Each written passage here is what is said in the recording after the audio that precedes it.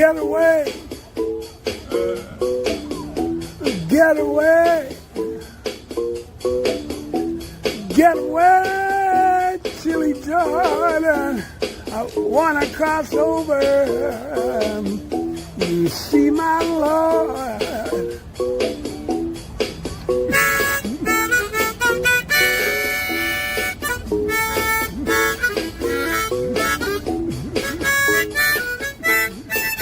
Yeah, get away. Get away. Get away. Oh, chilly Jordan, wanna cross over and see my Lord.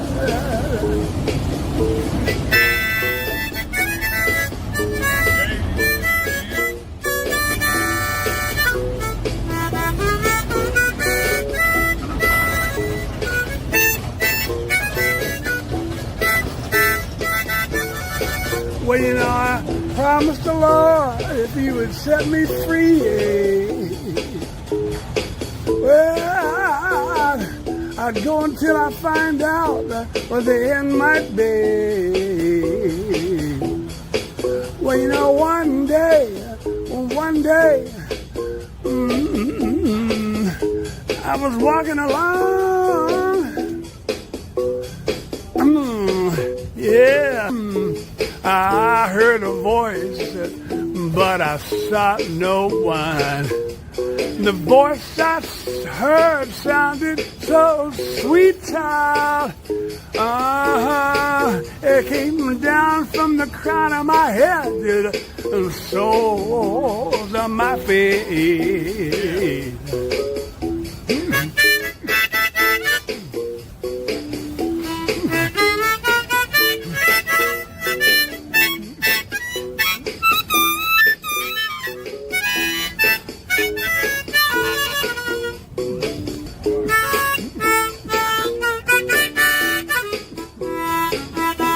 Well, get away. Get away. Get back, Chilly Jack. Wanna cross over to see my Lord.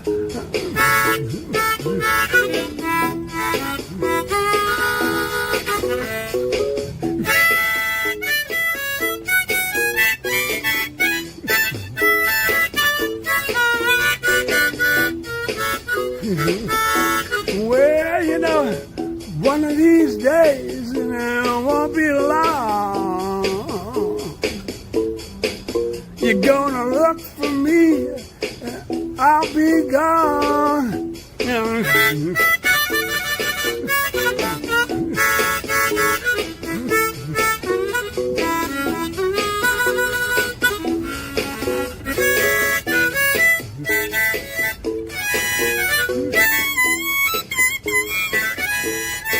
Yeah, just a few more risings and setting of the sun.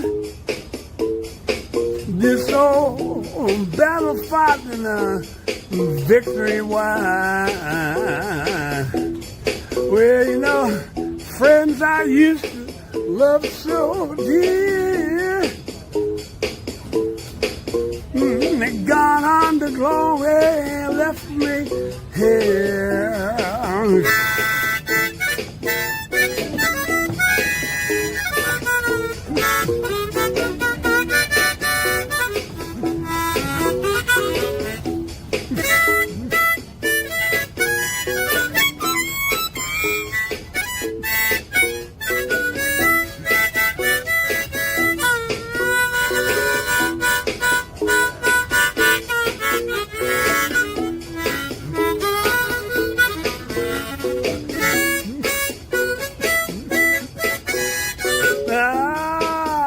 My feet get cold, my eyes shut, yeah, my body's been chilled by the hand of death.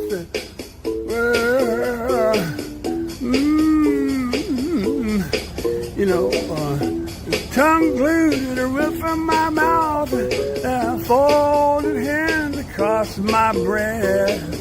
You don't have to worry about the way I felt. Sunny man told me he'd be right there. Yeah, my buddy Wings of Love, carrying my soul to heavens up above. They tell me Jordan is deep and wide, but I told my mother I'd see her on the other side. Get away. Get away. Oh, get back. Chili Jack. Ken knew Happy, though. Great Ken knew Happy, and I can rejoice about that. Rejoice, although this world will devastate you. And rejoice, although this world will penetrate you. And rejoice, although you will not survive. Rejoice, you'll never make it out alive. Excellent rehearsal, gentlemen. And rejoice, your hair, it smells like burning hair. Oh, rejoice, your nails all got chewed off. Oh, rejoice, and holy fuck, you're bleeding there. Oh, rejoice, you burn your whole beard off. Rejoice, despite the fact this world will hurt you. And rejoice despite the fact this world will kill you. And rejoice despite the fact this world will tear you to shreds. Rejoice because you're trying your best. Hey, I love that one. That's gorgeous. Thank you, brother. Who's that? All right, my name is Paul Vanderclay. I'm Freddie's pastor. That's right. That's right. That's right. I want to introduce Freddie Schuler III.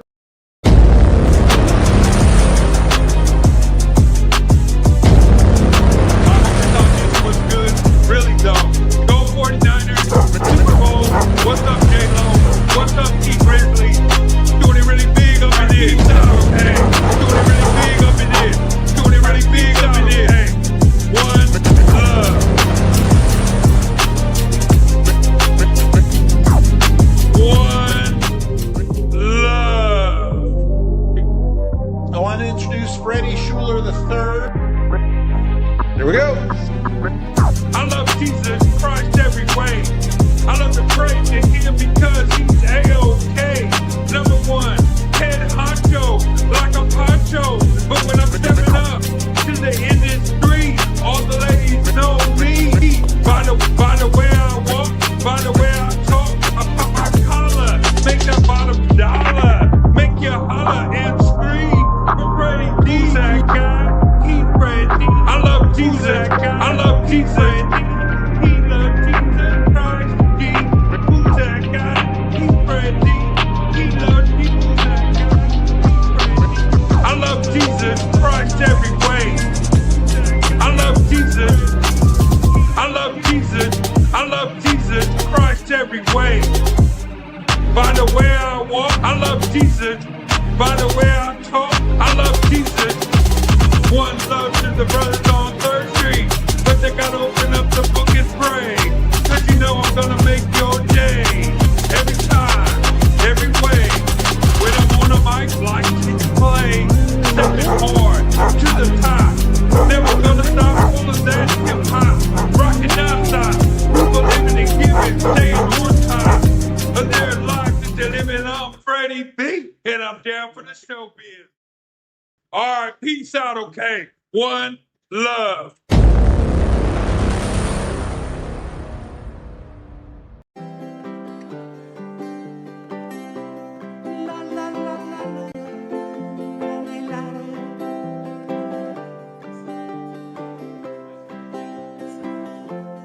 Even the sparrow finds a place by your altar.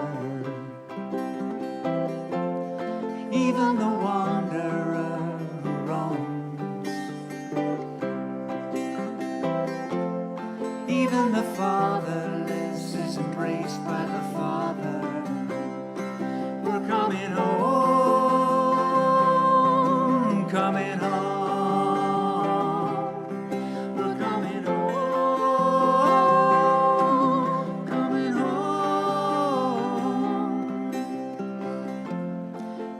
the sparrow finds a place by your altar.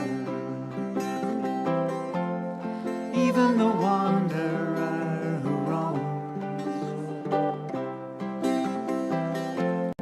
Even the fatherless is embraced by the Father. We're coming home. We're coming home. We're coming home. Coming home. The table is set. I will sit down, surrounded by friends and feast. The table is set. We will sit down, surrounded by friends and feast. Even the sparrow finds a place by your altar. Even the wanderer who roams. Even the fatherless is embraced by the Father. We're coming home. We're coming home. We're coming home. Coming home. We're coming home. We're coming home. We're coming home. We're coming home. Coming home. The table is set. We will sit down, surrounded by friends. Welcome to the Friday live stream. What's going on here? I seem to put myself in the middle of the frame here. I do this every Friday, not every Friday. I do this on Fridays when I can. We will basically have a little Estuary meeting with 5 other guests this morning, and they have selected themselves, usually Wednesday or Thursday, when I estimate what kind of time I have on Friday. I will drop a sign up into the basically send out a little message to the members. I limit it to members just basically because I want to thank them for supporting the channel in the way that they do. And also it sort of gives a little bit control. You don't necessarily have to pay to be a member. There'll probably during this live stream be some free memberships given out. So a bunch of the members actually have free memberships. There's different membership levels. There's like the $3, which is the basic. And then there's the $7 where you get to watch videos that I have recorded a little bit early. So there's a couple of conversations in there right now in the No 8, No Ads. And then there's a supporter level for $25 where basically I say, well, if you sign up for that, you get to have a free conversation. You get to have a randos conversation. Well, it's not exactly free, but yeah, so that's how I've been working the membership section. But this is Estuary, where I have no idea what we will talk about today, but the group that is assembled will decide. And in the past, it's been wondered if the hive mind should get a vote. I don't know. I haven't quite figured out how to work that yet, but we'll work that out. So we have a first-time caller this morning, and I usually let them in first. Whoa, this is why everything's so funky. Here we go. This is Ezra. Welcome, Ezra. Hi, Paul. How are you? Good. Good. Thank you for signing up. Why don't you tell us a little bit about yourself? Yeah, I'm Ezra. I'm streaming in from the windy and frigidly cold city of Chicago. Oh. My wife and I are finishing out our 14th year here. Wow. We both grew up in the same small farm town in central Illinois. Okay. And let's see, I dropped out of film school to study philosophy. The old film school philosophy network. Yeah. And, I've worked mostly freelance, remote jobs, doing web design and stuff. Yeah. But I'm predominantly kind of a weird artist person. All right. And I got cornered at Midwestuary. My wife was actually in your Estuary group, Paul. Oh, really? Yep, Allison, and Oh, wonderful. we kind of came in on we followed Vervaeke's stuff closely. Yeah. And we had just kind of crossed over into the Pajot Brothers Christian side of things when we showed up at the conference. And now we've been to another conference because we went to Southestuary too. And, we're in love with the corner, I guess. And this has been a big corner week for me. I talked to Grizz this week. I met Neil, and I was with Sam in real life at the local estuary, and now I'm here. Wonderful. Well, thank you, Ezra. I'm glad that you were able to snag a slot today, and really looking forward to having you join us. All right, now I'm going to bring in the others. I'm not going to bring them all at once. Ben was in last week and made his debut appearance. Ben, what did you think about last week's estuary? You're here back, so it couldn't have been horrible. Yeah, I thought it was great. I think it's like so many people's experience in the corner. It's hard to have these conversations locally. Like it just hasn't spread enough, this kind of dialogue. So yeah, it's a blast. It's really cathartic in a way. All right. Very good. Thank you, Ben. I'm going to bring in Paul Allen, who has more successfully colonized the corner than most with his universal basic institutions idea that we've been kicking around. So, Paul, welcome. Yeah, I guess introductions. I try to do something different each time. So I am an economist, and we had a new Fed chair selected this morning. So I didn't know that was going to happen when I signed up. Yeah, I guess day job is just active economic forecasting, client outreach, that sort of things. And then this is more fun and more fulfilling in a lot of ways. So I find time for it, and it's enriching. So my wife doesn't understand. Okay, I'll give a story. So I was talking about the functionality of the can as an analogy in our talk, PVK, and my wife was listening in the other room. It's like, why are people interested in you dissecting a can? This is the dumbest thing. Yeah. So yeah. Well, Ezra is truly blessed. He has a wife who doesn't think this is the dumbest thing. So True. But my wife was a math art major, and that was, but she only likes abstract math. And so if it's like theoretical math, she's totally into it. But as soon as it's like statistics and this is sort of the modeling, the sort of things I really get into, she's like, oh, this is boring. It's too applied for me. So all right. Well, it's an odd place. I really liked, some of you saw the clip that I played of my conversation with Daniel Gardner. We do have a lot of people in the corner that do a lot of thinking outside of their job space. And probably if there's someone that exemplifies that is our own balloon clown from the pier of Seattle here in the corner with the beard is going nicely. Yeah, it's becoming a bit of a problem, but that's every winter for you. Can you hear me all right? I hear you fine. Yeah, you sound good. Okay, I'm a little worried. I fully intended to be streaming from my room, cozily and warmly, but I was told that I have a brand image to keep up, so I need to be on location. And somebody told me if this was another week of 6 static beards on the screen, he was going to jump in a river, and that's dangerous this time of year. So I'm doing my part to provide some spice, at least visually.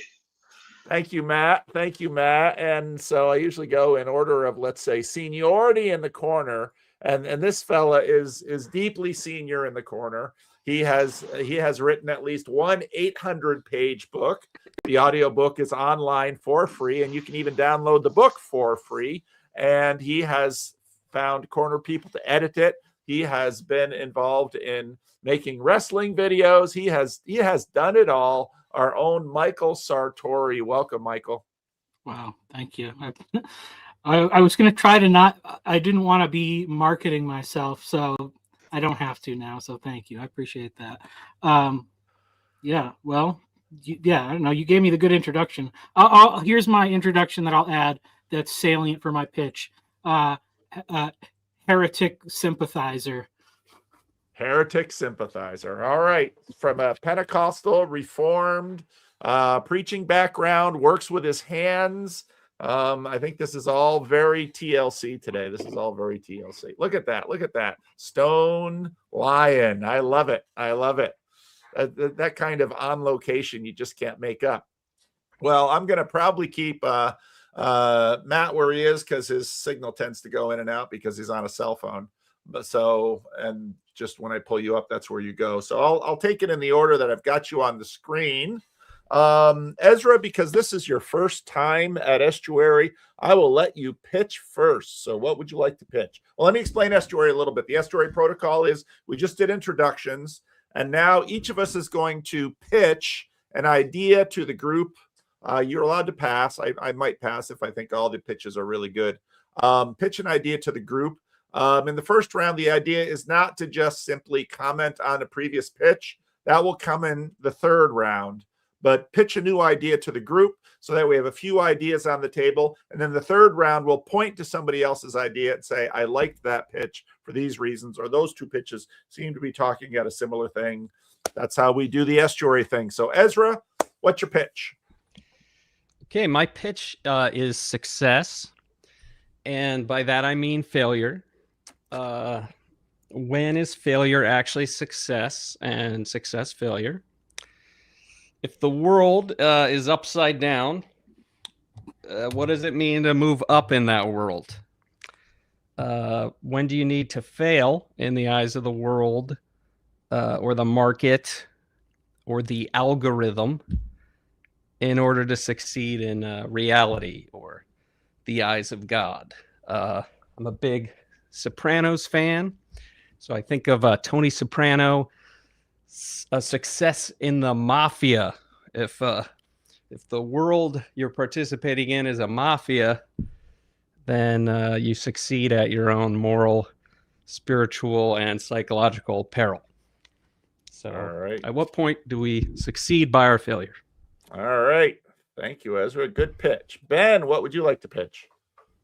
Okay, so I'm thinking about how the answer to lots of technological civilizational problems from a lot of people seems to be more technological civilizational solutions and mechanisms. Like, how do you know that you're talking to a real human? Well, we should have some sort of, blockchain verification stamp that you are a real human. Okay, but then it's like technological control grid to handle the out of control tech. And if you guys are like seeing that is sort of a tautological error, that the fundamental solution is always a change of heart. And then just how does that change of heart happen on a broad scale? Like, I just discovered Barfield because of Ross Bird's article this past week. And so is it like Lewis's story, or is it the technical thinking? And like, how do those two things create momentum? All right. Yeah, Barfield. Barfield's been around this corner a long time. Old Owen Barfield. Paul Allen, what would you like to pitch?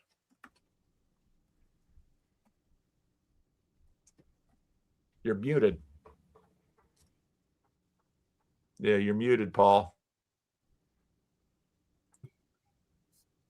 How do we respond when we find ourselves in a corrupt institution? Especially a basic institution like your family, church, your job. You come in one day, something happens, or you come to a realization that there's some deep corruption in what I'm doing. So, I mean, there's three responses that I've thought about, which is you exit, you try to reform, or you push through. And what I'd like to think about is if you're in a situation where there's some corruption in an institution that you participate in, what does pushing through look like? And is that a moral option? All right. I don't know. What would your wife think about this pitch? I think it's a pretty good one, but I don't know what your wife would think. Maybe it's better than I the don't can. know. I'll play it for her later. All right. Michael Sartori, what would you like to pitch at us? Well, mine's not as succinct because it's more of a thing I'm trying to wrestle with and figure out or whatever. But this came in response to Sam Tiedeman's recent video. He had his channel update video, and one of the things he talked about was that he was really disappointed with the way that evangelicals have ignored him, essentially, or he's wanting to engage more, and seeing that they are a very culturally salient, body. You think about like the Charlie Kirk memorial service. It's like that is the big Eva world, but they do play along with certain other groups, and so the kind of thing I'm trying to figure out is like maybe how do we adopt or recognize our that we've already assumed a more of a meta modern mindset, or in a truthful way, because the problem is that what that allows us is to kind of pick and choose what criteria we use to evaluate different people or different groups. And the example that I kind of put and so Paul's Catholic, so this is a good one for him to hear, understand, whatever, that like, evangelicals will put the Venn diagram of like evangelicals and Catholics, and there's like this overlap of, well, some Catholics are real Christians, and they'll do it on the basis of like their personal relationship with Jesus or whatever. If they talk about Jesus more than they talk about Mary and the Pope, then they're probably a real Christian. But there's also, and that's the main thing. Like, 9 times out of 10, that's like how the Catholics will be spoken about, like in church. But then you will sometimes get like, well, there is some similarity of doctrine, but but that's also the place where the fight happens, is in the doctrinal thing. But then you have the Mormons, and the Mormons, suddenly doctrinal issues become of the utmost importance to the evangelicals. And the possibility that someone in that strange scenario could have like a personal relationship with Jesus in the same way, or that there could really be a communion, gets a lot more dicey. People get a lot more nervous. So that's kind of the how do we make sure we're using equal weights and measures when we're evaluating our different friends and enemies, I guess. I don't know. Okay. Very interesting pitch, Michael. Matt, what would you like to pitch? I was hoping to kind of inspire some like group kind of like moral deliberation about like what to do. I guess we'll use a specific example of, say, like horrendous videos that are politically charged that come across our screens. I've just been wrestling a lot with some friends this week about like how do you deal with the fact that there are severe like important political events that are happening outside of my community, and how do I relate to folks that I know on the ground, where aside from their testimony, all I have access to is like very charged media products from one side or the other that are very difficult to like discern. So I'm hoping to kind of like talk about like what are some of the virtues that we need to kind of deal with our current social media information sphere. Like, for example, like my particular tack is like just to refuse to watch most of what's going on. So several people have lost their lives on film, and I've avoided those for now. And I'm not sure if that's me being responsible or me evading necessary things that are happening in our nation and trying to manage things at the abstract level versus things at the concrete level and what we can reasonably expect to do. I mean, I'm 3,000 miles away from these things. They're American issues, but they're not Seattle issues. So I don't know. I'm just like torn into half about like how I'm supposed to even respond, and kind of concerned that it's very easy for me to choose to just duck my head in the sand. Yeah. Can't imagine what kind of event you're talking about, though. I just have no idea. Like I said, I haven't seen the videos. I don't even know. It's so theoretical. I just can't pick it up. Anyway, apart from Matt's, they all seem to be good pitches. No, it's a good pitch too, Matt. I'm just teasing you. Yeah, I don't feel the need to pitch at all. All of the pitches were excellent. So I'm very curious about how the pointing round is going to go on this. So again, what we do now is we point to someone else's pitch and say that one for these reasons. So Ezra, whose pitch do you want to point to? I'm going to point to Paul Allen because I think it's really related to my pitch, because I'm thinking about the corrupt institutions. I mean, I was thinking about it almost like the mafia-cation of everything. I think we've seen that a lot of things, a lot of institutions seem more like mafias than we thought, or some of us thought. And so I thought that was really related to what I was talking about. All right, very good. Ben, what would you like to point to?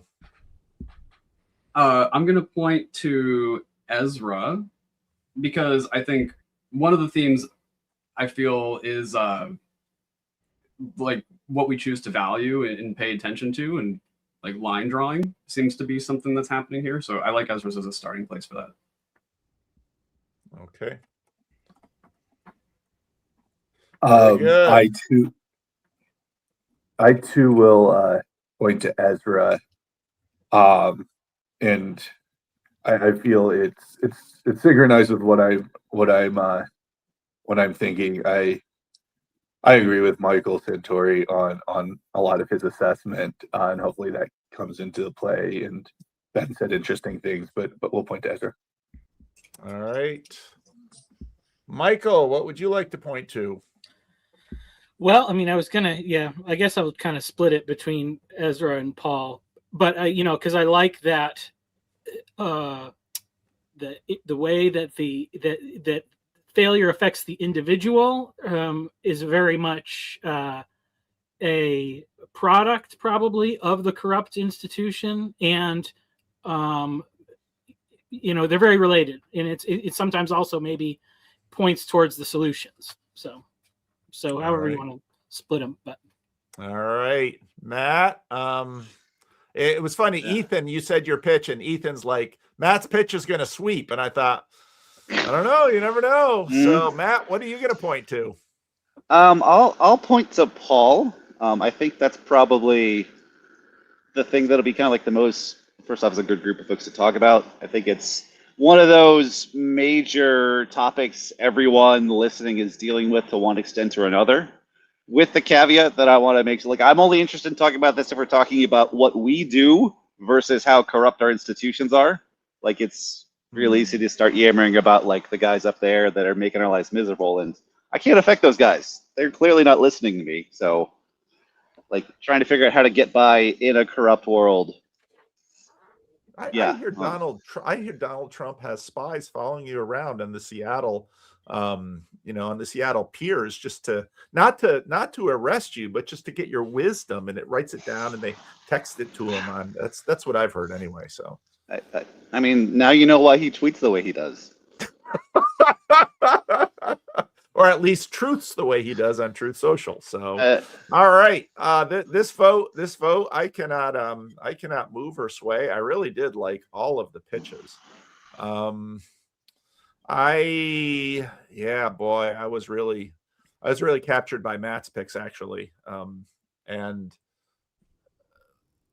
I heard rumors that on Instagram, which I'm not on, people had been like putting out an idea that we should have like a nationwide, we're not going to buy anything, we're not going to go to work, we're not going to do a nationwide shutdown or something in solidarity with Minneapolis. And it's like, I didn't hear that.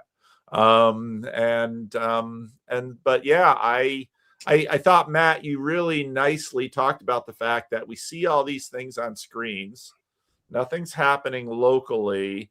But one of the things I said to my wife this morning is that it's interesting how this obligation, and this was a big part of the woke thing, how, maybe you're looking around, you don't see anything, but here's this obligation on you. And it's like, what do I do with that obligation? Even if I look at that obligation and say, yeah, there's really something there, but am I to act on it in the way that you who are putting this obligation on me are prescribing? And so that sort of also leads me to Paul's trilemma of exit, try to reform, or is pushing through just turning off the screens and going about your business. So yeah, I'm gonna give the mic back to Paul to have him elaborate a little bit more, and then maybe Ben can follow up on that. So let's start that way.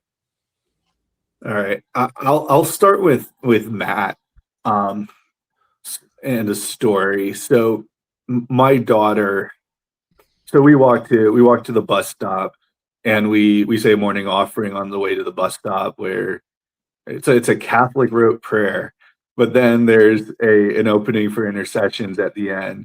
In the last few mornings, my daughter has prayed for the ICE officers, and I did not prompt this, and she just said, yeah, I'm praying for the ICE folks. And I'm assuming people who joined ICE, and I'm projecting here, but I think you want to be involved in protection of the nation and border control, and I would say this is an institution that has a proper role, and we need security officers at the border, and this is something all nations have and is reasonable to have. And then you're brought into, and so you signed up for this role, and this is what you're doing. And then next thing you know, you're being shipped to Minneapolis, far from the border, to go do this thing where you may no longer believe that the telos you thought you were signed up for, the purpose of that institution is being changed. And I'm going to, and it may be that for some people, they think it's being corrupted. I think many people have this opinion. And the organization is being turned into something that it was not intended for. Feel free to disagree, but that's a commonly held view. So if you're an ICE officer in this position, now you're part of this group, and you could quit, but you're also, this is how you're providing for your family, and there's a financial need, and there's a situation in my life where I told somebody that they should quit their job for a spiritual reason, and it turned out very badly. And I was young, and I don't think I won't go into the details because it's not my story, but they were in a job which probably wasn't morally great for them, but it put food on the table. And then they were in a situation where they couldn't put food on the table. And that was a moral burden, a spiritual burden I live with to this day, where I just gave someone some horrible advice, and it backfired. And it cost me the friendship. So so exit is very often a difficult situation. And so you're the ICE agent, and you can try to reform, you can make your view known, but there's limits to how much you can do depending on where you sit within the organization.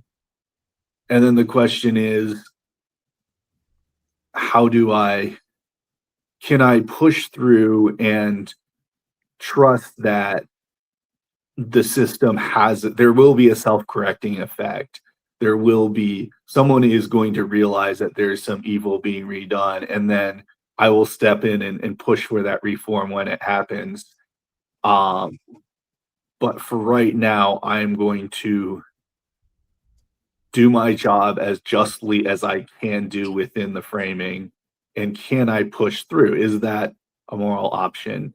And the ICE example is just really controversial, so sorry, or it makes it real. But I think, like, in a family, like, if there's my parents' church, there was a large embezzlement scandal, and this really and they were going to build a new church, and then the money was gone because someone in one of the offices sort of took the money. Now that person's in jail, but this caused like huge amounts of issues in the church, and like people wanting to leave and really breaking in that situation. And my parents, as they are, they pushed through, and they continued to support as they could, despite the corruption, and trying to rebuild that. But so these sorts of things happen in lots of instances. And I don't have a clear answer, but I think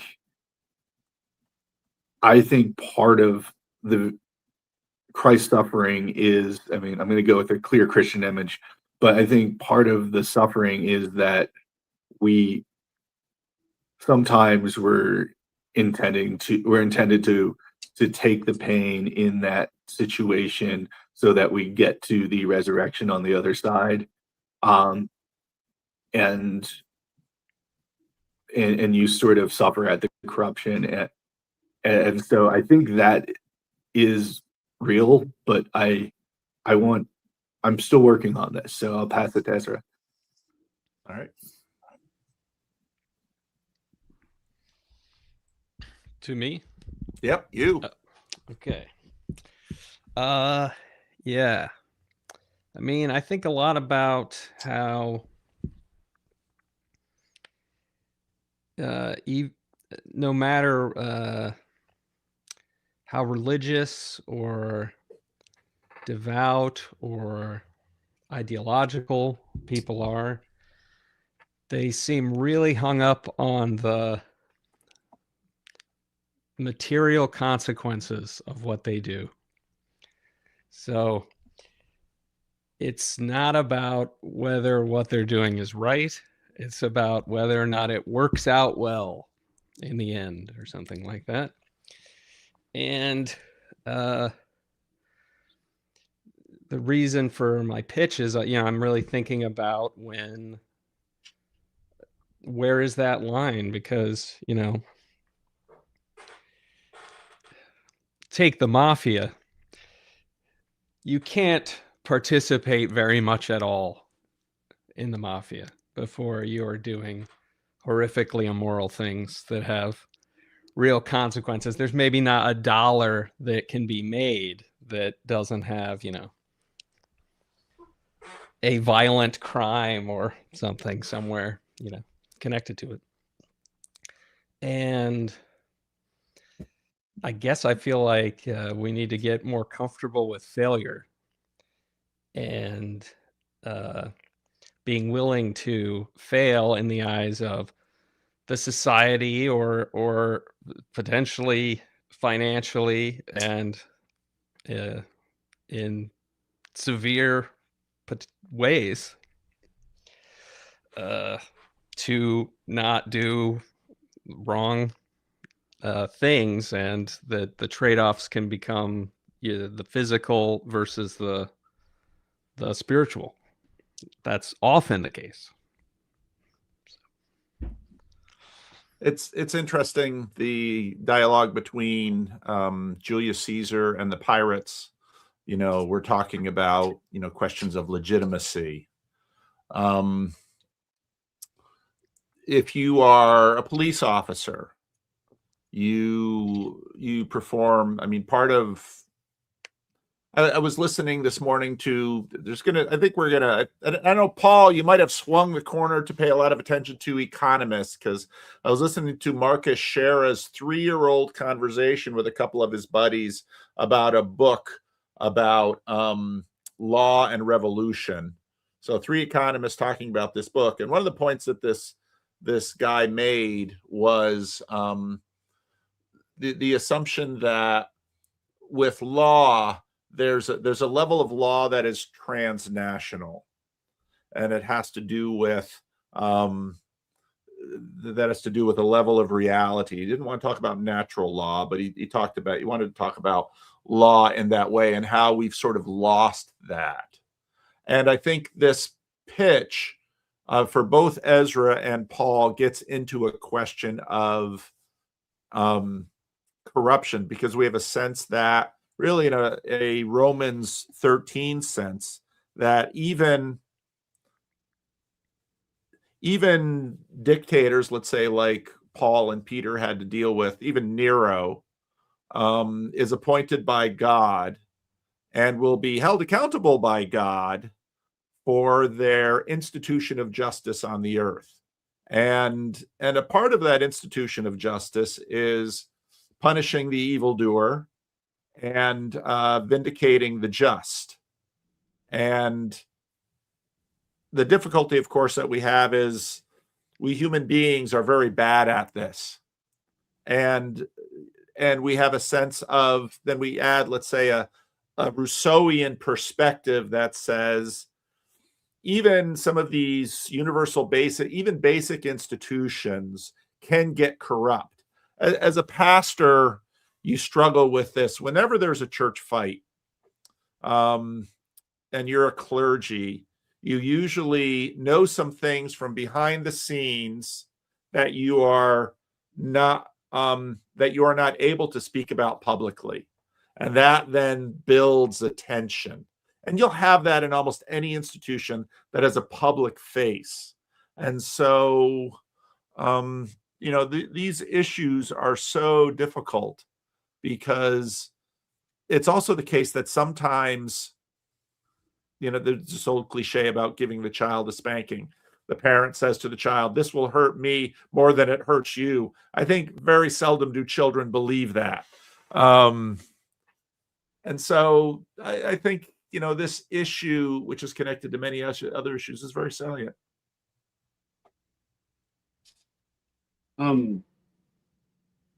So I feel like there are a couple things that came up. Like one, and I think in response to what you said, Ezra, is the guilt by association or participation. And I think that's a tricky one, because I think it depends how many layers you want to expand yourself. You want to look out from your current moment. Like every smartphone for the most part is participating in something like that. Like it's just ubiquitous. And so at what level are you not just living in a cave, right?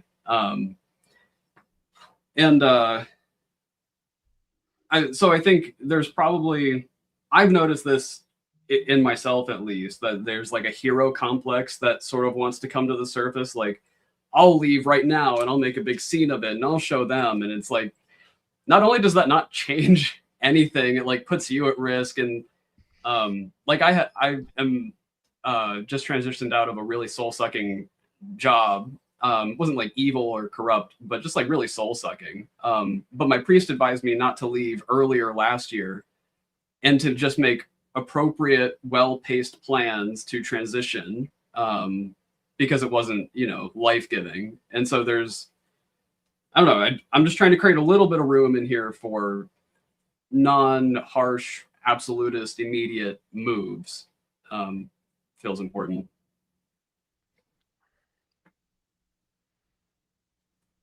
I want to say one of the ways I became a heretic sympathizer is, I have a pretty good ability to kind of blend in and survive in a new environment, usually just by being quiet, and sit back. And when I was like a kid, people would be like, why don't you talk? And then I got the proverb that said, even a fool seems wise when he is silent. And so I was like, that's why I don't say anything. But then people would come up to me all the time and tell me, whatever. And they just make assumptions about what you believe. And they'd be like, did you hear about so-and-so? And can you believe they think this, that, and the other? And I'd be like, wait, what's wrong with that? I don't know. I wouldn't say this. I'm just thinking it, is that bad? Is that wrong? Why is that wrong? And then I would start thinking it through. And then I'd be like, well, I can see how they could get there. I'm like, I don't know. And if you can get there, then it can't be like completely bad. And so,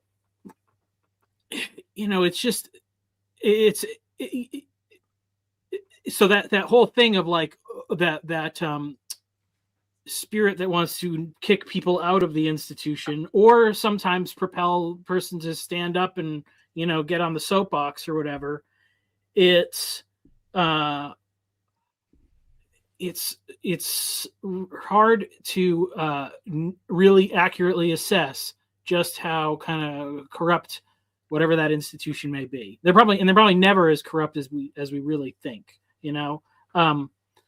It's easier to point out specific things, like when the one person embezzles the money, you can say that person did the bad thing very clearly. We don't have to sympathize with them. They knew it was wrong when they chose to do it, but when the whole group is just ignoring somebody that or kind of persecuting them in some manner, it's a lot harder.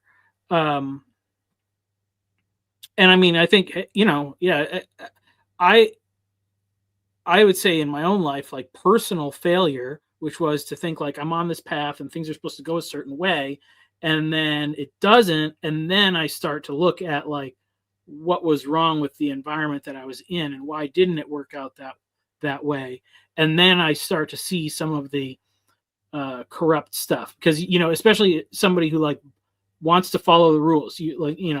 I hear there's rules and I'm like, great, I'm going to follow these rules and everything's going to work out. And then you find out that those rules are not really the most important rules. There's other rules that are not discussed so openly, and those are the rules that determines who succeeds and who fails. So, so I don't know if it propels the conversation forward, but it's complicated. I wonder if we need to add the category of incompetent next to corrupt, because one of the problems is like it's just a matter of, especially as organizations get bigger and more abstract, it's harder to assess like who is really ready for a job. And I'm sure you've all experienced like standard practice. You get promoted to a step above where you belong pretty consistently. And there's a lot of things that happen that are, in a sense, like nobody's fault, that still can cause a tremendous amount of damage. I think that's at least half of the kind of like the church issues I deal with. They're just things like they run into issues that are beyond their skill level or their character issue. And the corruption comes when you try and cover up for your incompetence or your failure or things like that. But there are, the Christian Reformed Church just had a major breaking when the Christian Reformed Church basically said part of your subscription, this gets into confessionalism, another comment we've talked about in the corner, part of your subscription to the confessions is your belief in a traditional view of marriage and human sexuality. And then suddenly, because that then becomes a new interpretation that is sort of put on the church, and then basically it says everybody has 2 years to decide whether you can live with this or not. So right away you have that little Paul Allen trilemma. Some people got out because they said, no, I think same-sex marriage is fine. Other people, tried to reform, but that fight had been fought and everybody knew that wasn't going anywhere. And then some people then the question is everybody fudging? Are some people fudging? Certainly there are people that are over here hard line on either side, but there's all these people in the middle. Do they fudge? And then the question is that corruption?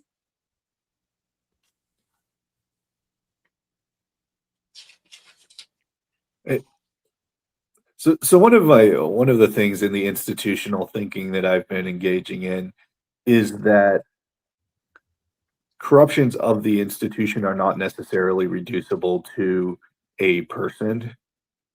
It's the process itself. There can be a failed process. There can be a combination. There could be some opponent processing that's supposed to be going on that has just one side of the processing completely starts to dominate, which then throws the institution into a particular direction. So that's maybe an aside, but if it is reducible to a person, then it makes it a lot easier in the discernment. I think I like Ezra's pushback, because if something's evil, or if something is clearly corrupt and we engage in it, we risk taking on to ourselves that spirit of corruption. And because the institutions shape us, I am now putting myself at, we'll call it spiritual damage, dangers, by continuing to engage in that thing. On the other hand, and that may not come from a particular person, it just could be a spirit of incompetence, and people are just, and the culture becomes laziness, and now I'm lazy and slothful.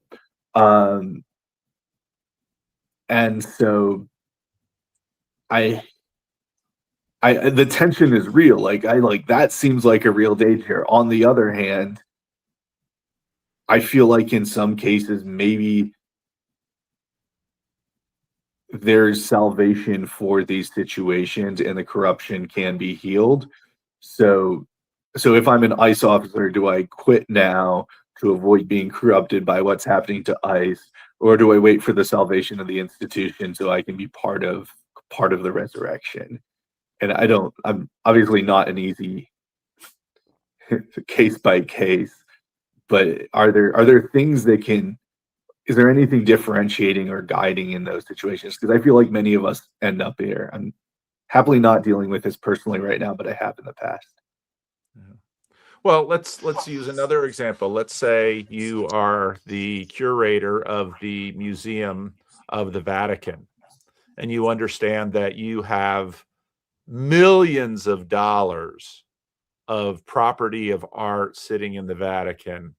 And it's sort of Jesus and the anointing oil is because in church things usually it's not it's often not bloodshed, but let's say my deacons have a policy that with our benevolence fund we're only going to help people who are church members, relatives of church members, are in a particular zip code.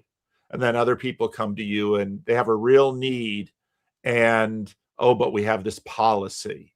I mean, we bump up into these things regularly in much less dramatic instances than law enforcement on the streets.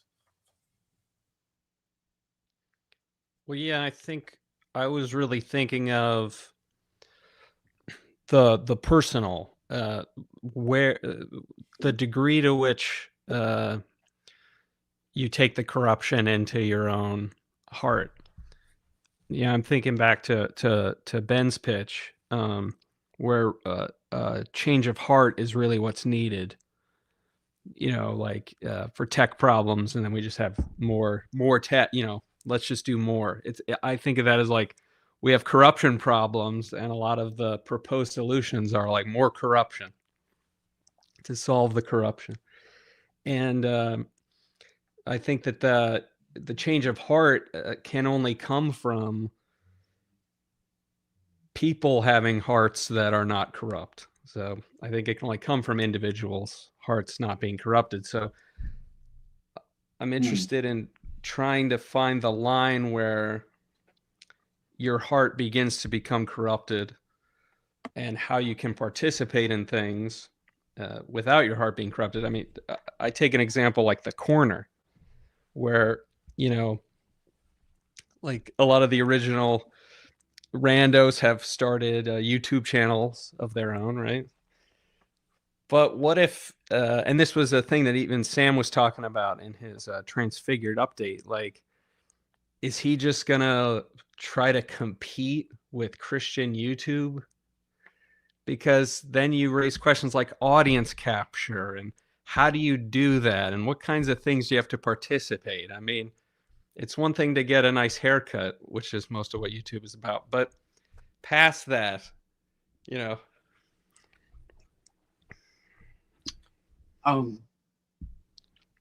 So I feel like there's a interesting balance between what you're saying, Ezra, and Paul, what you said. Like, it's not always individuals, or it is always individuals. And I don't know. I mean, I definitely understand where some organizations almost develop their own sort of sense of survival. You know, like maybe they feel like they have to start virtue signaling to, you know, retain their audience capture and that kind of thing. One thing that feels just sort of like the theme of the current cultural moment is like when numbers start to dictate purposes. But like at the personal level, you know, does that mean you immediately quit because of number? Like I have some sense of you can be a Christian wherever you are, up to the point where you really are personally discerning, maybe like it's gonna be a spiritual problem. But like hypothetically, you could be an ICE officer and take the opportunity to be gentle, you know, as much as is possible, or to like, I don't know, you know, like there's all these subtle moments in ways where maybe it's not so black and white. But definitely I think like being aware of sort of the tyranny of numbers and being beheld to them is somehow interesting. So there's a thing I wrote, put it on Substack, and it was going through Luke 15, which is, you know, the lost sheep, the lost coin, the prodigal son, but noticing that it's really connected to like Luke 16. It's the same sermon, and it goes to this weird parable of the shrewd manager, which seems to be like, hey, if you're in a corrupt, it's not even really that he's in a corrupt institution. He is corrupt, but the guy respects him because he's fun, you know, for what he's doing with it. And it pisses the Pharisees off. And essentially what, you know, what I take of it, what I see the thing of Jesus saying is like, look, you guys are like the cultural elites here. You have the institution, you set the rules. You're trying to exclude these people over here. And they found, you know, you kicked them out, and then they found their own little group. They got their little group, you know, they're not the 100, but they're like the group of 10, and they're okay. And he's essentially saying, like, if you can find 10 friends over in this with the sinners and tax collectors, that's better than being by yourself if you're doing it, you know, self-righteously or whatever. And then just says, and you guys really don't, I guess, yeah, it is kind of addressing the point of my pitch, to say, like, you say you are excluding them because of all their sin issues, but it's really because you're jealous of their money. That's why you're excluding them. So, yeah. So I mean, I think that is kind of like, it is, maybe it's a basic. If you don't have access to a basic institution, then you know. It's not so much your problem. You need, you know, that's where the failure comes. If we're not figuring out how to get everybody into belonging at that most basic level. It's interesting you bring the Pharisees in. My mind was going to Leviticus a few minutes ago and wondering if we need an update for kind of corporate America. Because the way that we're talking about corruption, especially the way that we're trying to deal with it, is like corruption is almost like a theological kind of hamartiological sin term. How do I remove the pollutant from my soul or from my body? And then one of the things about like the Pharisees that you learn is that in a sense, like moral purity is a luxury that usually you have to be able to spend a lot to be able to afford. And like the lower down you are in an institution, the less you are able to afford anything close to moral purity. You get paid for your willingness to be impure. Wow. That's really good observation, Matt. That was good, Matt. Go ahead, Paul. There's an above and below to this. There's a purity of heart, but then there's also a calling of the natural law, the will of God from above, and there's the reliance. If we're only relying on the purity of our own heart to fix the institution, my fear is that it's not adequate. You need to have some reliance on there is a natural good which things are optimally aligned to that create abundance of life, and so there is this attractor point back to that, and it's just not us hoping our way into realignment with the good. It's the good draws us back because it is good from the top as well, and then we then our from below helps with that.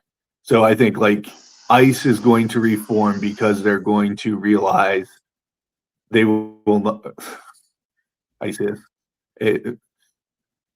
Hopefully God's will is that ICE reforms so that they are in alignment with the good, and that you can be a happy ICE agent and be acting for the good. And maybe I'm being too optimistic in my view, but that's deep in your paper. Yes, that's deep in my that's the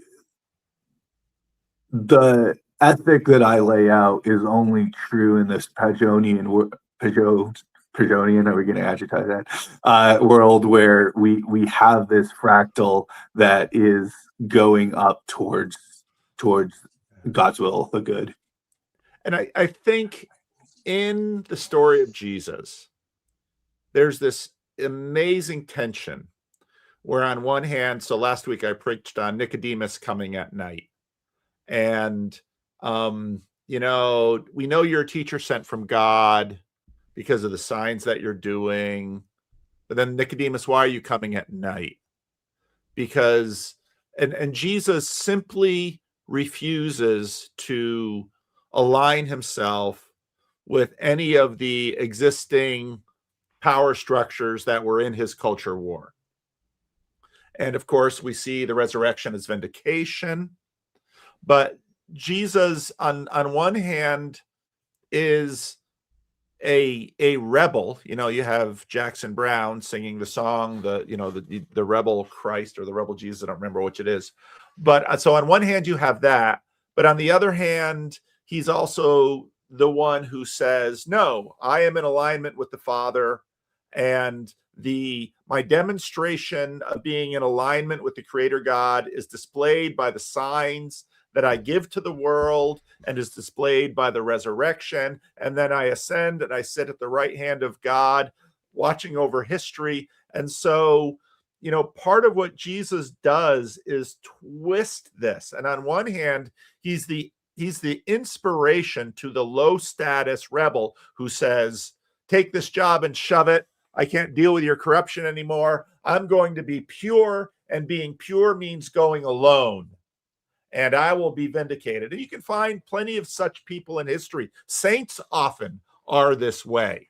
I just finished listening to the rest of history treatment of Joan of Arc, which is fascinating.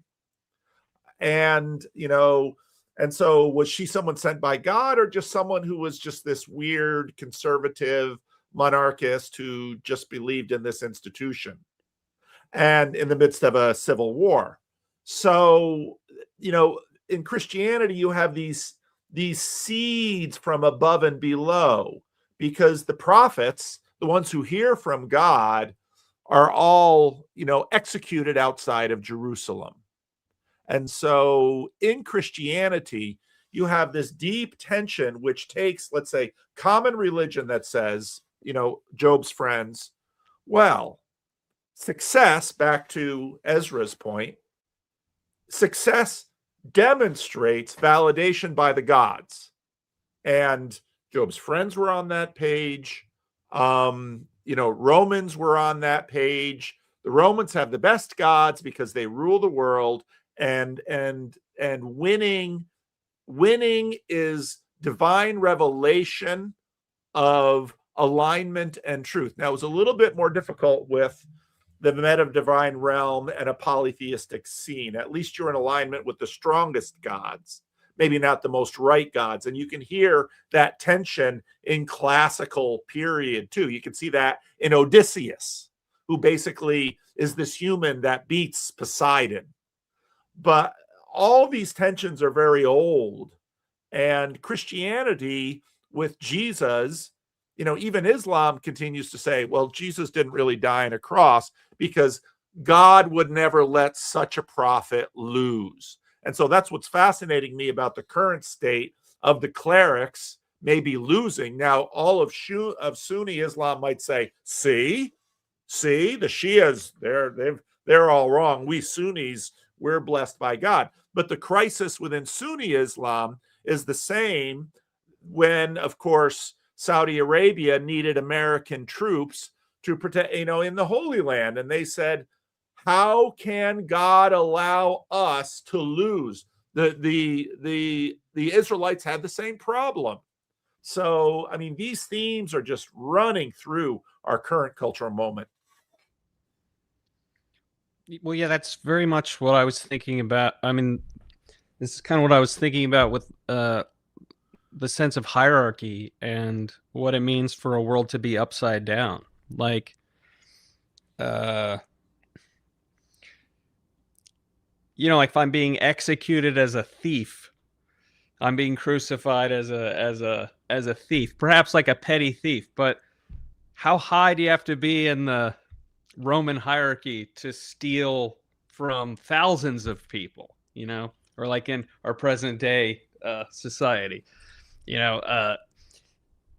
this is a sense which I think if the more a world is upside down, the more that you have to fail in that world in order to move up and actually succeed in reality.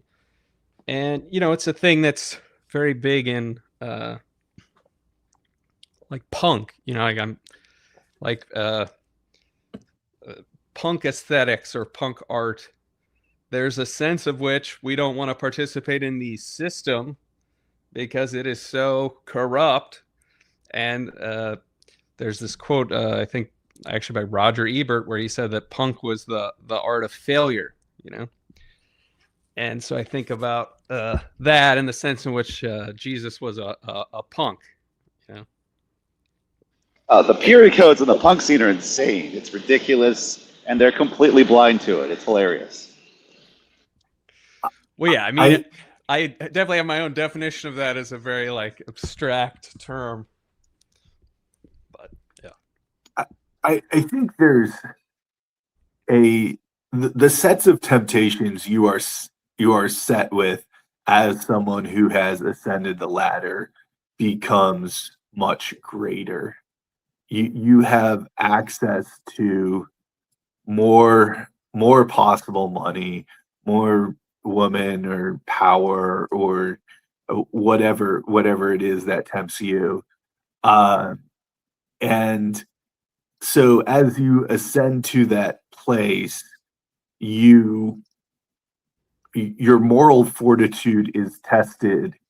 The level of temptation is much greater, and I guess we can make put some scriptural quotes about Jesus being tempted in the desert here. As a son of God, the level of the temptation was up here.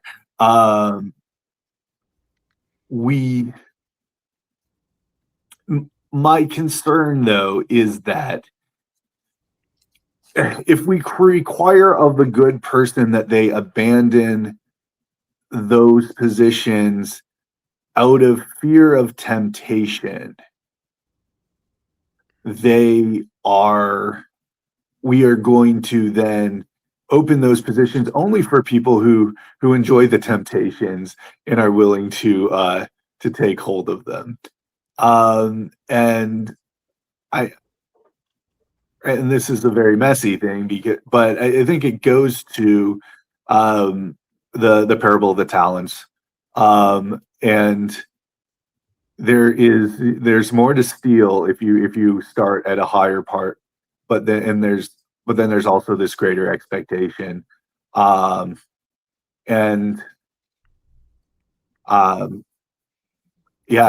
think there's. On the other hand, I think that's a real thing.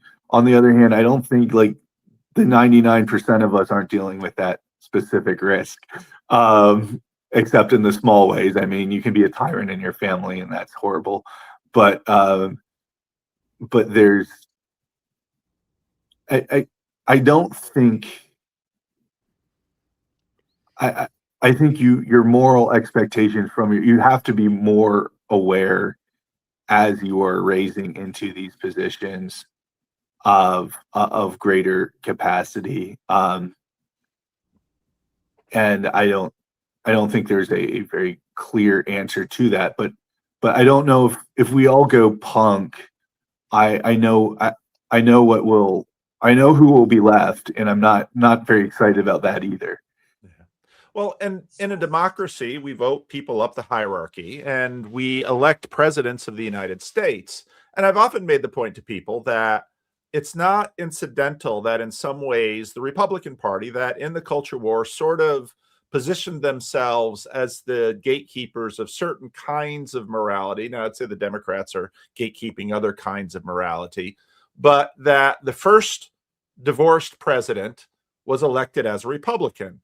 And then a two-time divorced president who, and, you might make arguments with Ronald Reagan's divorce that it was but I mean, everybody knew who Donald Trump was with respect to his familial morality. And so it was, in a sense, the party that had been forefronting family values that, elects a man whose performance over his own marital affairs was deplorable on almost anyone's scale. And so, these kinds of events, on one hand, everybody's like, well, but you can look at almost all 20th century presidents had moral failures in their marriages, even in the White House. I mean, John F. Kennedy, practically a sex addict in some ways and a drug user. I mean, he couldn't have performed without being hyped up on uppers. I mean, there's all of this, but that was sort of, so now we have, is it better to have a president whose corruption is hidden by fig leaves and the press collaborates, or to have a president who is like, well, then again, publicly says, I didn't sleep with Stormy Daniels. And the truth is that no one believes him. And in fact, he gained some status because even though he denies it, everybody thinks he did. So, I mean, we're here in the midst of this. And then suddenly people with tender consciences on one hand say, should I vote for him? And people on the other side say, how on earth could you vote for such a man? I mean, and we're just kind of awash in it. It's the weird, I don't know, again, like back to Leviticus, like the priestly tension of our figureheads. Ideally, you want the union of the inner and the outer, but is it really better if he is vile on the inside in his personal life behind closed doors? Then he's just like, I'm going to be fully authentic with you all and let you know who I really am. and he stops playing our sacerdotal role in public, is that good for the rest of us? Like, ideally, you want the union, but is honesty really that much of a virtue in this case? And I mean, I guess ideally I wanted to take the exit route rather than the, I don't know, lying route. But. And you look at someone like Jimmy Carter, who probably, Jimmy Carter and George W. Bush too, I'd say presidents very faithful to their wives. Barack Obama. And then if you look at Jimmy Carter's performance with the situation of the Shah, and the rest is history, sort of mocking him. On one hand, where is the Sunday school teacher when he says to his aides, F the Shah? So all these tensions are there. And he's an unsuccessful president, doesn't get reelected. Yeah, the other detail that I noticed when I was studying those parables especially between the lost sheep, and you go down to the prodigal son, and you have this thing, a group of 100, and the one, or there's one person's missing in either case, but the 99 sheep, they're in the wilderness, and they're fine in the wilderness, which means they can't really diagnose what the problems with the wilderness are. The only sheep that can diagnose those problems is the one that falls in the ditch. And then you got get to the prodigal son, and you have this son who lives in a, stable environment, good family, all that. If you look at it closely, he's kind of incompetent. Like we hear that we only hear that he's like sexually depraved by his older brother's account. It just says he went and lost money. Like it was, he's trying to make friends, and he doesn't have any career skills, and he doesn't know what the heck he's doing. And and I'm looking at this, and like I'm thinking like this. Why does the father give him money? He's like, is this the first time that this kid has ever like shown initiative? And is his father like, if this is the thing that will help my kid thrive, I'll let him go. And so, I think that is the key thing of like with corruption and failure and stuff like that. It's like, where are we really turning a blind eye to those real hard cases or whatever. I don't know. I mean, because I think God sends those people in for the sake of us to notice like things are not going good. And so, it's and of course the other problem with that is that does get weaponized, and that's why you have like these news narratives and stuff where it's always wanting you to focus on like, look at what happened to this one person. It's like Stalin, one death is a tragedy and a million is a statistic kind of a thing. So it requires a lot of discernment. But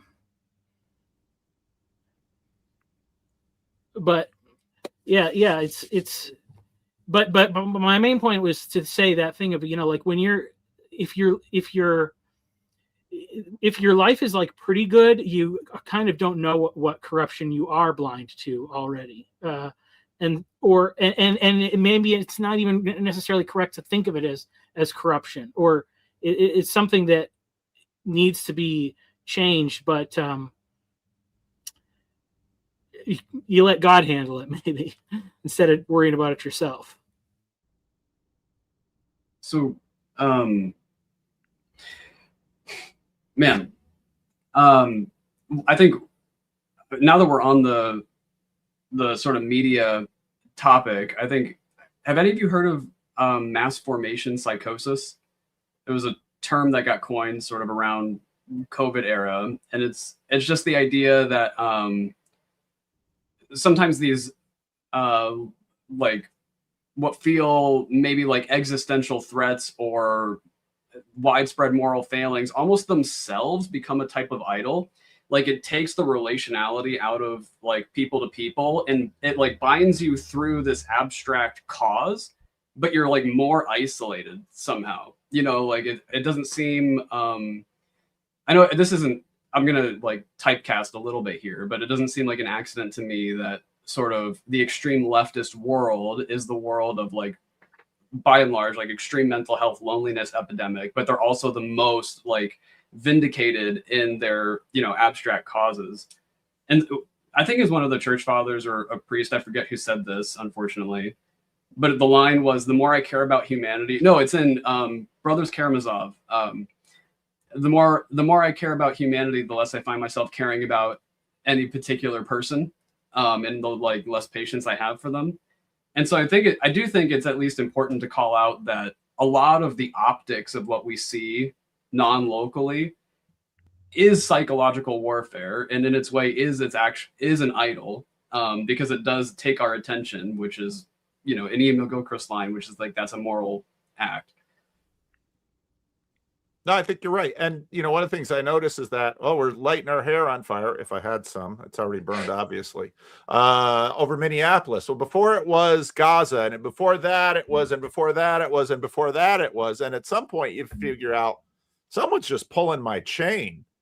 And now I'm going to ruin relationships with my family and with my church. I've seen pastors, based on the news cycle, destroy a career because on some issue that was salient for about a month or two, they just couldn't let it go. And they just start,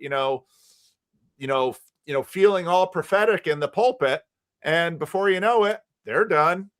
And it's like that issue, I can't even remember the issue that they canned their career over in a peak of self-righteousness because they couldn't stand the corruption anymore. And they now saw clearly because of what they saw on YouTube or TikTok or read in the newspaper.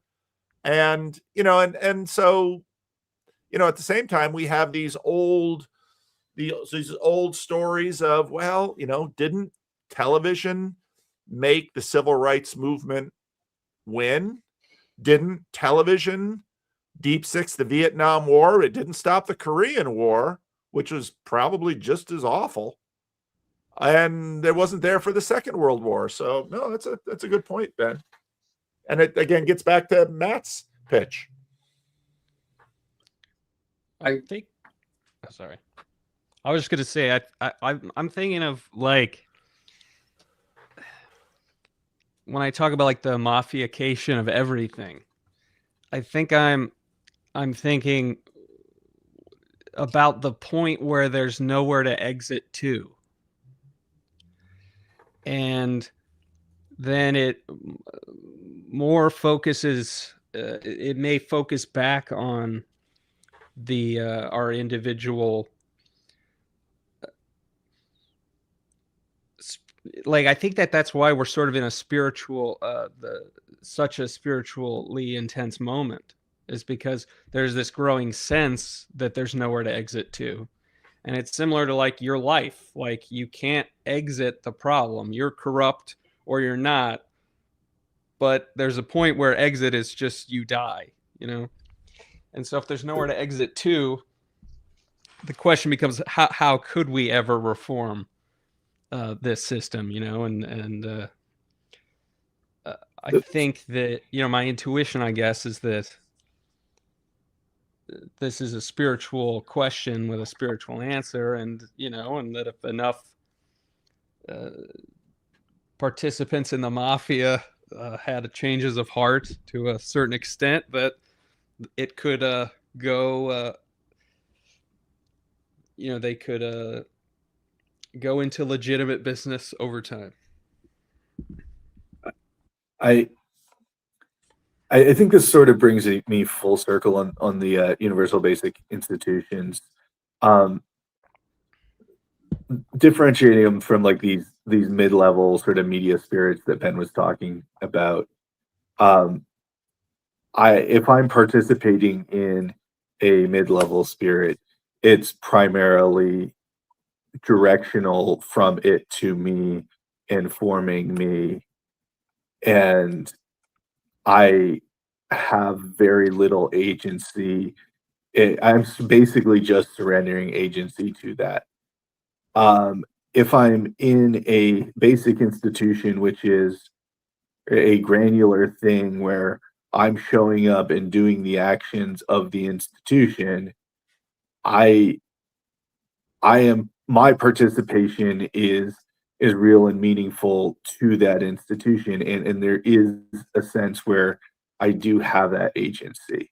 When we think about great leaders, we have this or great leaders, or even bad leaders, we have this sort of separation in our head where they're ruling over many over this great thing below them. My experience is that those folks are generally relating to a small set of captains and advisors within their sphere, and it's at least for the good folks, they're looking at some data stuff, but primarily they're acting relationally within their infrastructure. So to them, it doesn't feel like they're on the top of a mountain looking down at all the things below them. It's really, it's more like their men's group has more layers underneath it. Their circle of relationality isn't huge. But it's intentional within the institutional structure they're in. So you don't get this massive expansion of relational scope at those levels. It's still just relational. It's just there's more underneath you. And so I think that when us as Democrats, or as a people in a democratic nation, I'm not going to call myself a Democrat, small d Democrat, we think we're participating in this great spirit of democracy, which is mostly one directional towards us. It's forming us much more than we're forming it. And so I'm going to just hawk my old idea, which is the focus on those things which you are directly relationally participating in is the most spiritually important. But when those things can also get corrupt. So all right, I'll be quiet now. And does that help, Ezra? Yeah, definitely. I'm not sure if I'm pushing against we're like totally subservient to these mid-level spirits, but this is kind of the tricky part, since we're not Old Testament but like post-resurrection. And part of what like the resurrection did, at least to my overrealized Anabaptist adjacent brain, is like it took all of those spirits captive. It's a conquest of all of them. And so in a sense, like the job now is colonizing the spirits, and the question is, how do we do that? Yeah. And so if we're just going to admit that, like, well, no, it's just part of natural law that like the spirits are bigger than us, so they're going to have their way over us, that's leaning into the old world rather than the age to come, which is what the job is now. Well, yeah, how do you stomp down the algorithm by the algorithm, etc.? Well, this gets into this point. I was going to write a Substack about it. I had one written. I didn't like it, so I didn't post it. But it's a point that I made in a previous conversation, that on one hand, Jesus casts out unclean spirits with a word, with a thought. I mean, he just bang like this. These mid-level spirits, he weeps over Jerusalem, because in some ways they're all possessed by this mid-level spirit that's going to result in the destruction of the temple, thousands of lives lost in the revolt. And now I think when we listen to Paul and you read something like Tom Holland's book Dominion, over centuries, Jesus' spirit has continued to work. But we as individual human beings, boy, we are fodder for those mid-level spirits often. And when I listen to some people just completely enthusiastic, Vervaeke always points, and Peterson too points to the enthelos. They're full of, these things. And it is, It is amazing the kinds of things Jesus doesn't talk about in the Gospels. He'll eat with prostitutes, but he won't denounce, the world's oldest profession. He doesn't denounce slavery. He doesn't denounce Tiberius doing whatever he was doing in Capri off the coast of Italy. And so, that sort of points to some of what Paul was saying about, and what Matt said earlier, but let's talk to your neighbor. My conversation with Paul Nichols on It's Still in No Wait, No Ads, he asked me to release it on his birthday on the 3rd.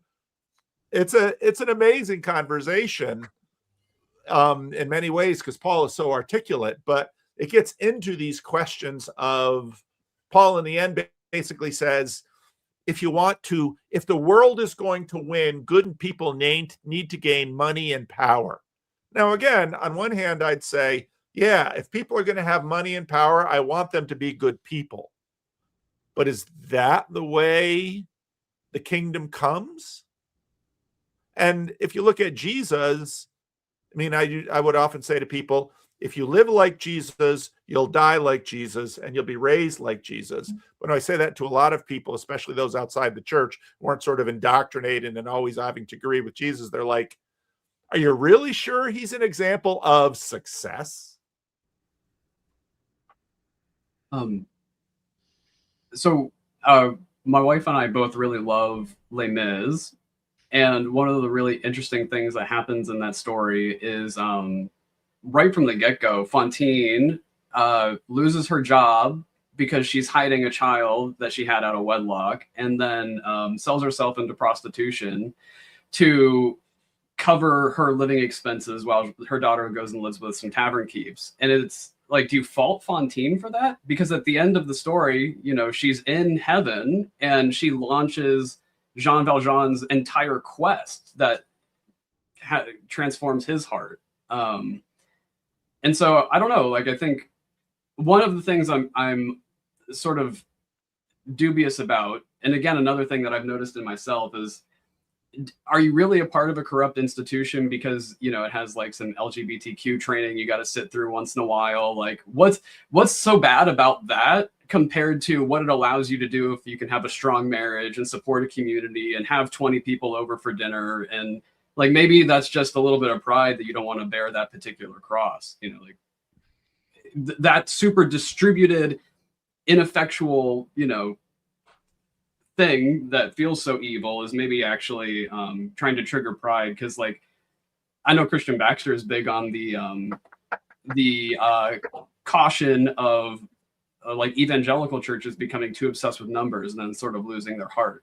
And so I think that's a big deception, thinking that I don't know, we need to be the person to accomplish some sort of metric in terms of salvation, as opposed to maybe being a role player where Fantine would have had no clue until she passed through. So I don't get the sense that God waits till we're perfect to use us.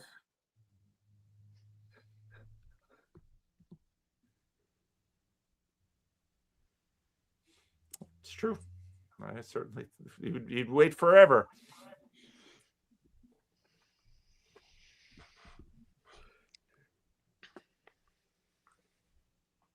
Well, have we expended this? Should I let the wild rages of the internet in by dropping the link? I think there's a lot. There's been a lot to think about here. Maybe the ball we were trying to push is too heavy, but I think it's. I'll be re-listening to this and mulling some more. So I really appreciate it. And I think it's wonderful that at this moment Michael brings in the baby, because that baby just sort of, and that baby is, maybe impacted but not influenced by mid-level spirits. That baby, it's a baby. He's 3 months old now? 4 months? 2 months. All right. Takeaways or closing thoughts, and then I'm going to drop the link. I just did mine, so I'll pass. All right. I don't really have any except just thank you for having me. Nice meeting you all.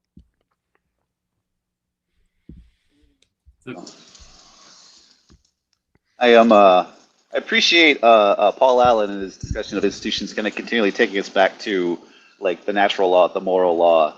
And one of the things that's so important to kind of like deeply keep in mind, and I do share his kind of optimism that will win out in the end.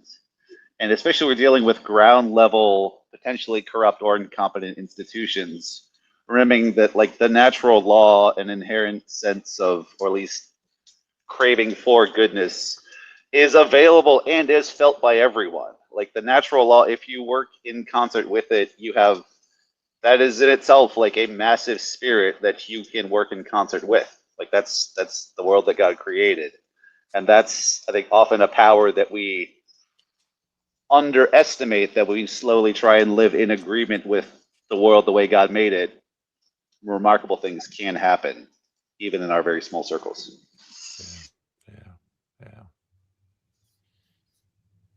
I think the only last thing would just be something you said, Ezra, which is worrying about there being nowhere to exit to. And I don't know, like as bad as things maybe can seem, I feel pretty reassured that that's not the case. You know, that at least in some respect, there will be some place, some way, somehow to exit to at least something better. Yeah. I think this is part of the conversation about one world government and tyranny, and you know there were religious tyrannies that were going on, but you had multiple nation states, and you know it's amazing how often when you track these stories, you know right now I'm sort of reading through Iran, so people wind up in exiles. They didn't want to kill Khomeini because that would have been too volatile for the Shah, so they exiled him. And then and if you're reading through this history, you just bump into all sorts of people being exiled, usually again to the West. And so part of the ideas of liberty is that you can opt out of a tyrannical mid-level spirit if you want. And part of the fear is that when you have these deeply tyrannical governments, like let's say in Iran or the Soviet Union, or there's no opting out. And so part of what we've seen in American history was, I talked about this in this little membership video that I made this morning, just trying to get some ideas down after listening to Marcus Shera. In American history allowed religious communities to opt out. You can be a conscientious objector. You can, and that idea of liberty is an important one. And again, hopefully a system we try to maintain in the United States is we don't use criminal courts to go after political rivals, these kinds of issues. So, but you know, politicians do commit crimes too. So it's a really sensitive thing in the West, but I think that's part of the success of the West. So, all right, we have one individual that, and just thank you all for signing up today, and you're free to go whenever you need to go. But I will bring a corner captain, because he's a captain of one of the ships in the flotilla, our own Mark D. Parker. So Mark, I don't think you'd have any comments about anything we were talking about today. You don't care about any of these matters. Not at all. It's funny.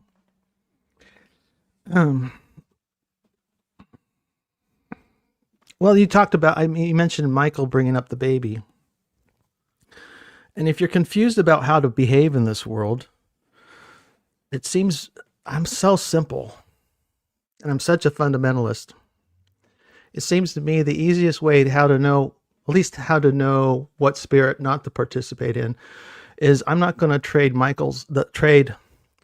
the welfare of Michael's baby for mine. It's a very simple ethical calculation. But yet that seems to be, the moment we're in. But it's a difficult one too, though, Mark, because let's say you are responsible for your baby in a way that you're not responsible for Michael's. Mm-hmm. Yeah. But am I willing to be a cannibal? Am I going to be, economically, politically, however, trade. Jesus calls us to love our neighbor as ourselves. And when asked what that means, he gives a parable. Everyone knows the parable. It's self-sacrificial. It hurts. It means I get less. You get possibly more. But and the comfort for me is knowing that in making that sacrifice, I'm doing God's work in a broken world. And I'm okay with that. Sorry. It's interesting that I have also seen children of ministers who felt betrayed by their earthly father because their fathers who were pastors put other children ahead of his own. And on the basis of that, some of these people then decide that if the heavenly father is like their earthly father, then what are they to do? I mean, it's a balance, isn't it? Well, isn't it a balance? But you didn't phrase it as a balance when you first made the statement. Well, no, I'm not going to starve my child. I'm not, like I said, I'm not going to trade his welfare for mine, and I'm not going in reverse, going to trade my child's welfare for another either. I'm not going,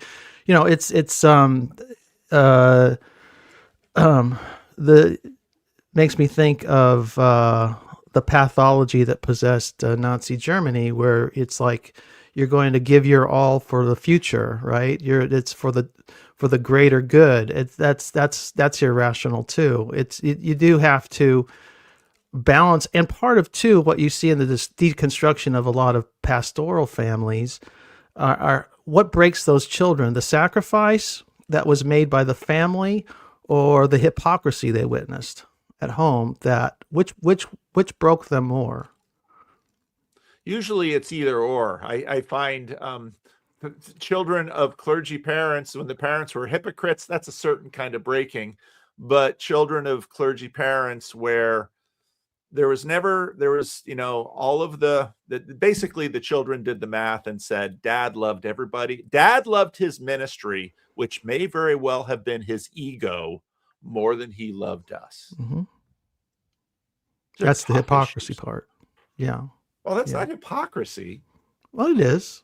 If I love that's ambition. I'm feeding. If I'm doing ministry out of personal ambition, that's a form of hypocrisy. I'm play acting, and the kids see it. It's also a thing that's almost impossible to see in the middle of it. Like like you talk about like dealing with like mixed human motives, especially in like ministry world, like the difference between serving God and ambition. Like there's a razor thin line between those two, if there's even a distinction between those two.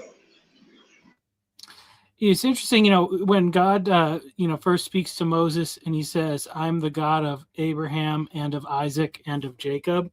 And those are three very different gods that those three men experienced. Because, Isaac gets dragged up the mountain there and his dad is willing to do all the crazy stuff. And then, it's like, what the heck was that? And that's the same, but the same God doesn't ask Isaac to do anything like that. He just blesses him. Like everything he does, even when he does dumb stuff, like copying his dad with his little shenanigan with pretending his wife's his sister, nothing happens. And, so it's like, I don't know. And then again with Jacob, and a totally different experience again. And I think that is some of the thing of even just always wanting to have everything flatten into this same narrative experience where it's too much and it's too big for us to know how God is doing, what God is doing with what he allows, and especially, you know, and I didn't get my last words because the baby was crying, but you know, what I was going to say is, like Ezra's thing about like there's no escape, and like I felt that everywhere. I felt it from political, you know, the news thing, felt it at church, felt it like, you know, in the economic situation of like whatever. That is a popular message. It's great when everything is an existential crisis and you have to figure out the one right thing to do. You will get a lot of hits on your algorithm for saying that message. And the most unpopular message is to say, you know what, there's a lot of really good stuff about life. We have a lot of really good opportunities. There's a lot of things that are better now than they used to be. And it's not to say we shouldn't try to fix things or whatever, but sometimes it's okay to say that. And that's a message that a lot of Isaacs need to hear, you know, maybe more so than Abraham. But yeah, so you know, and I think that the fact that that is such an unpopular message should tell us something, because you know Jesus was always unpopular. So if he was here today, maybe he wouldn't be like, are we exactly corrupt as the, you know, the institutions in Jerusalem at the turn of the, you know, first century? Maybe not. Maybe he wouldn't say that thing. He might say, you guys have a lot of stuff that's going on good here. And you know, and it might be a very different message. So there's the problem is there's so many things out there, and there's a lot of children out there. We'll just go with that.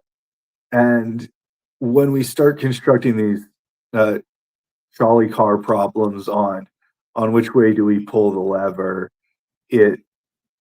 I'm not on at some point I'm not the one on the lever. And I need, and the call of the parables is really about the neighbor, that which the person you're passing on the street, and not the hypothetical optimizing which children we save and which we don't. So I really struggle with the being able to solve the how do we save the most children, or I don't know how you would characterize that, Mark, but that really keeps pulling me back to the agency that I do have, and the 3 children I do have, and how do I do the good in that which I have agency.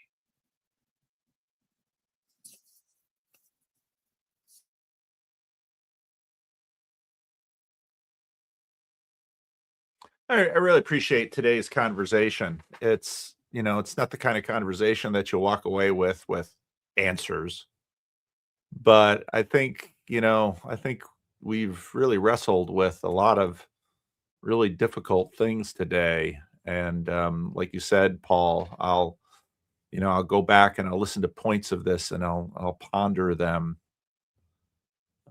because they are hard. And I deal with them. You know, I'm a father, and my kids are grown now, but I'm always having to make priority decisions. I mean, I think my men's group at Livingstone's is bored, because when it comes time for me to tell them how I'd like them to pray for me, my weekly prayer is almost always, help me to manage my time, manage my attention. I find it so difficult.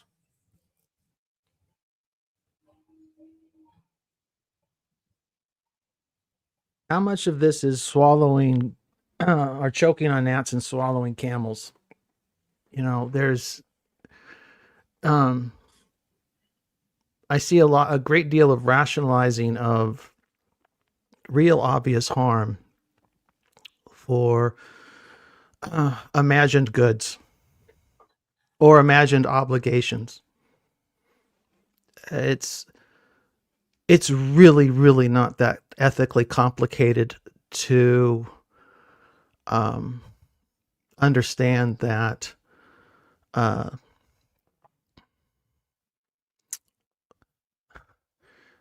try to put this in a diplomatic way. Yeah, well, kids in cages, you know, is that really that hard to understand? We have video and audio now of a protest inside a detention center of people screaming, "Let us out!" Many of them children in one of these detention centers in the United States. You can, to me, any attempt to rationalize that as good or right or just when there's not been due process of law and there's not, and even if they are, you know, how do you rationalize 30 dead people in custody and so on and so forth? It's just it's you know, I understand the world is complicated. So Mark, why aren't you arrested releasing these children from cages? What? Like you can go down there and try to unlock the gates and try to let the children out, and then you'll be in the cage with them. Well, you could make the same Like, what's your argument about what agency? Paul said about Jesus. You could say the same thing. Why didn't Jesus raise hell about the Caesar who was diddling little children in on his little island paradise? Why didn't Jesus do that? That's a bullshit diversion.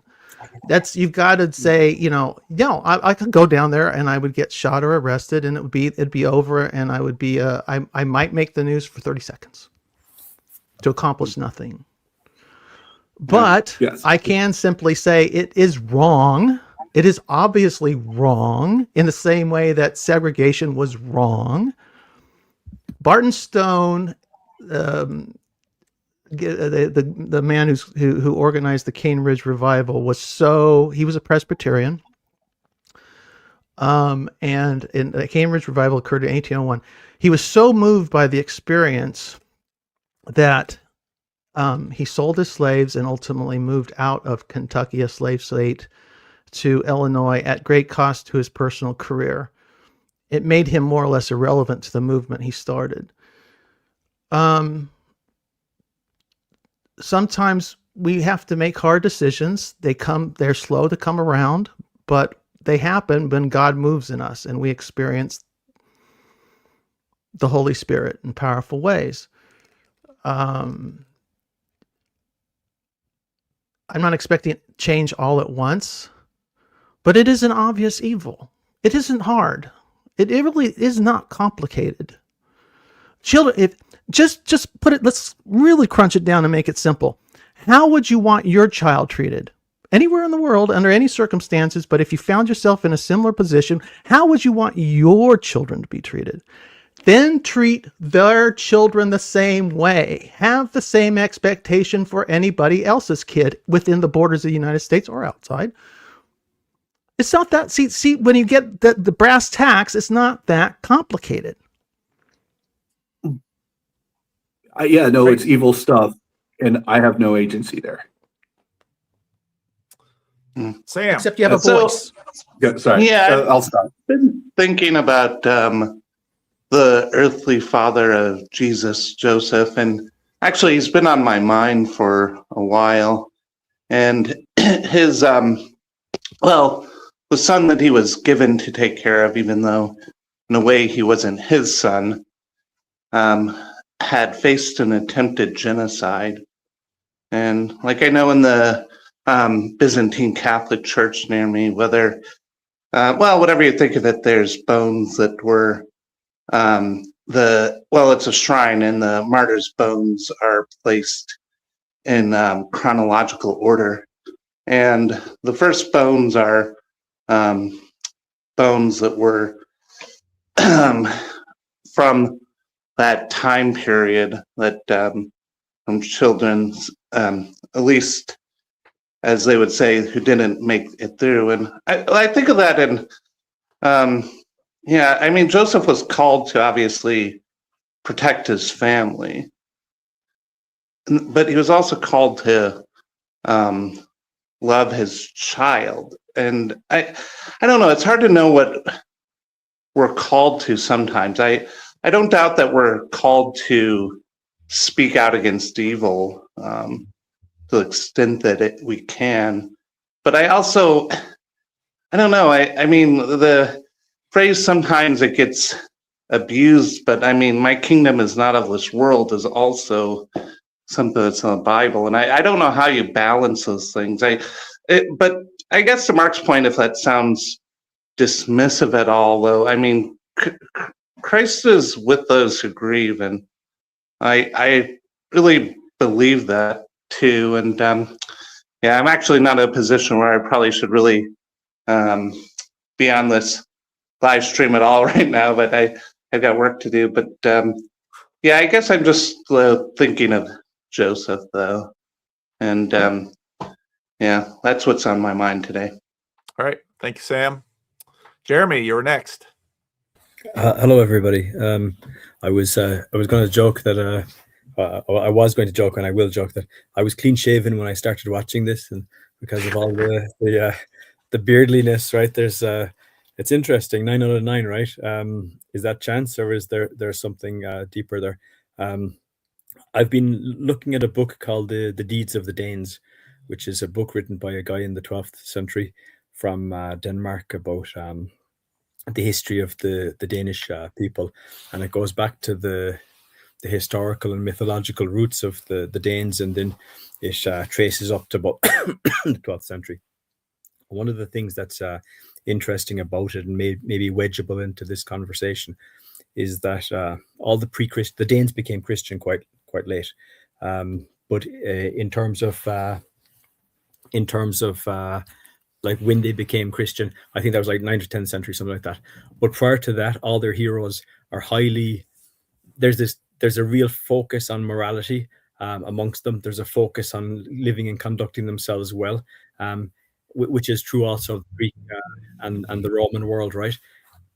But the story has this clear narrative that only with the integrating principle of Christianity do they become transformed into something greater. And the way I was looking at that story in relation to this conversation was the idea that there is an element of, even stripped down without Christianity, how would I orientate my life in the best way? And then using Christianity to augment it and to go to the next level. And I sometimes wonder, as a society,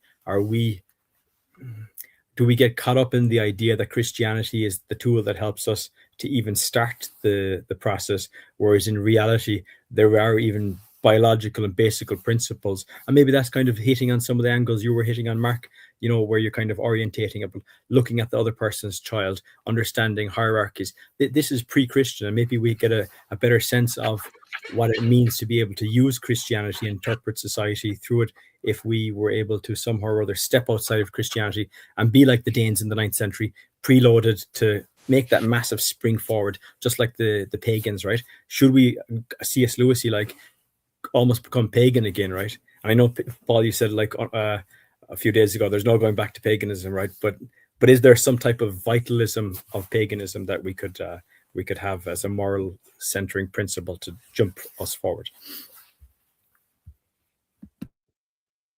I think part of the reason.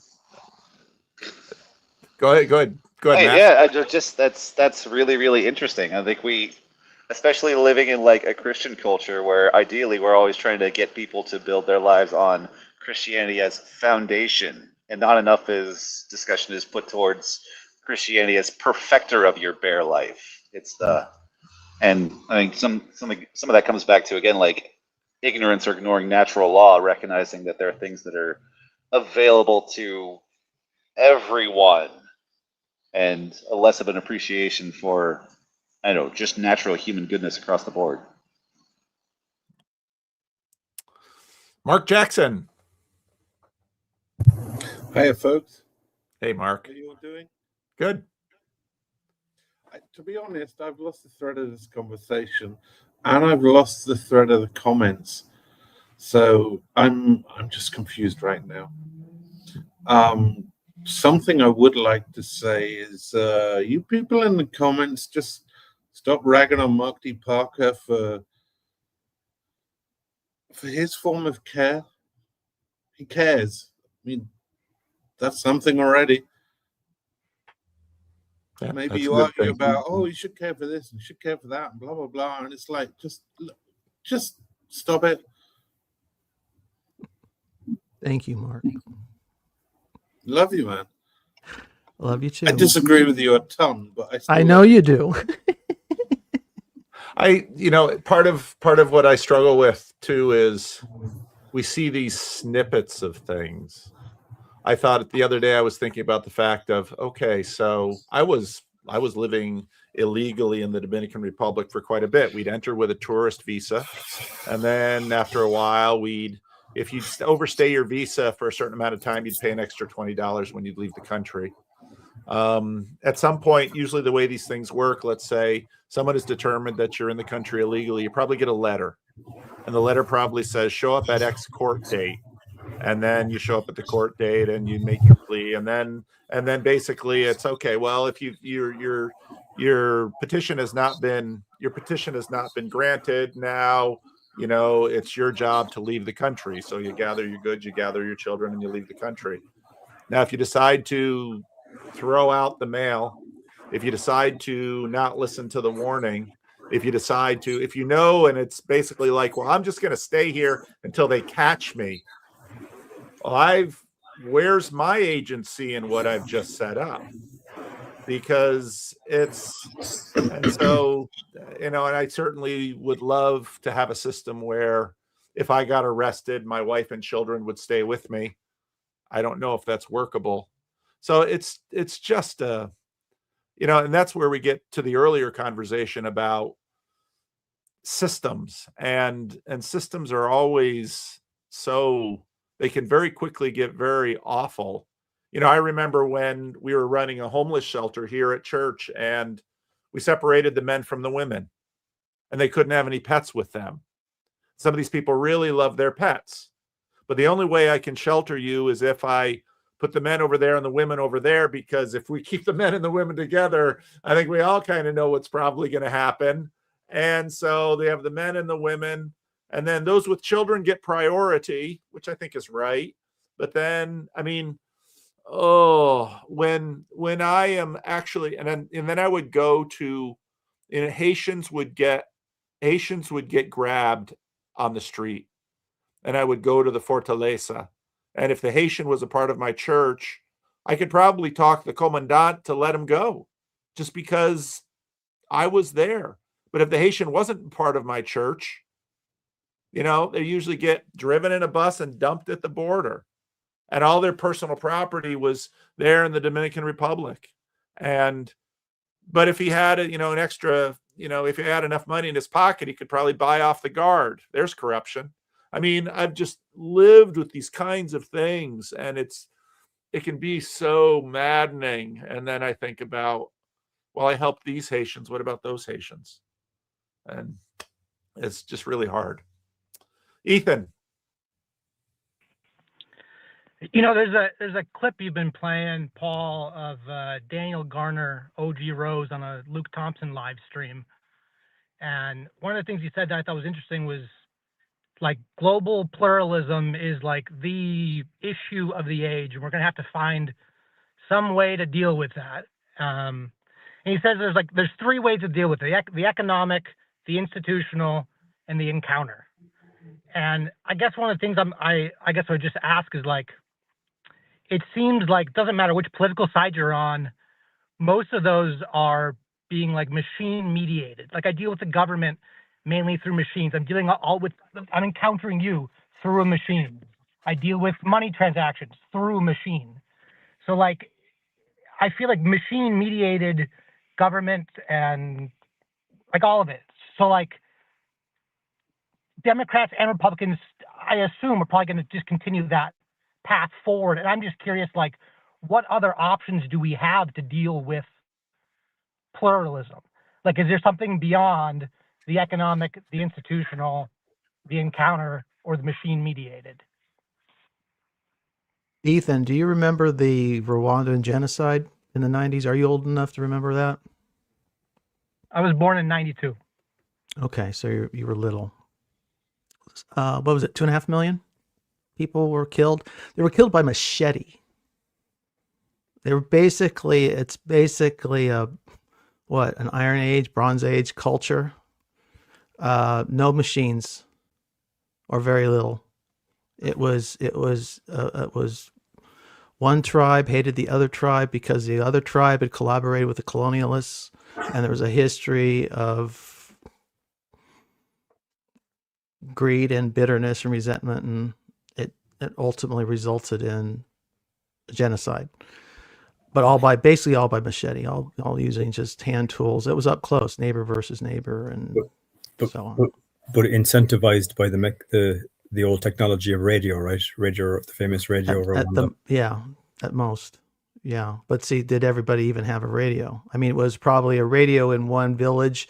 So, and one a lot of person people have heard it. radios in the developing world. Yeah.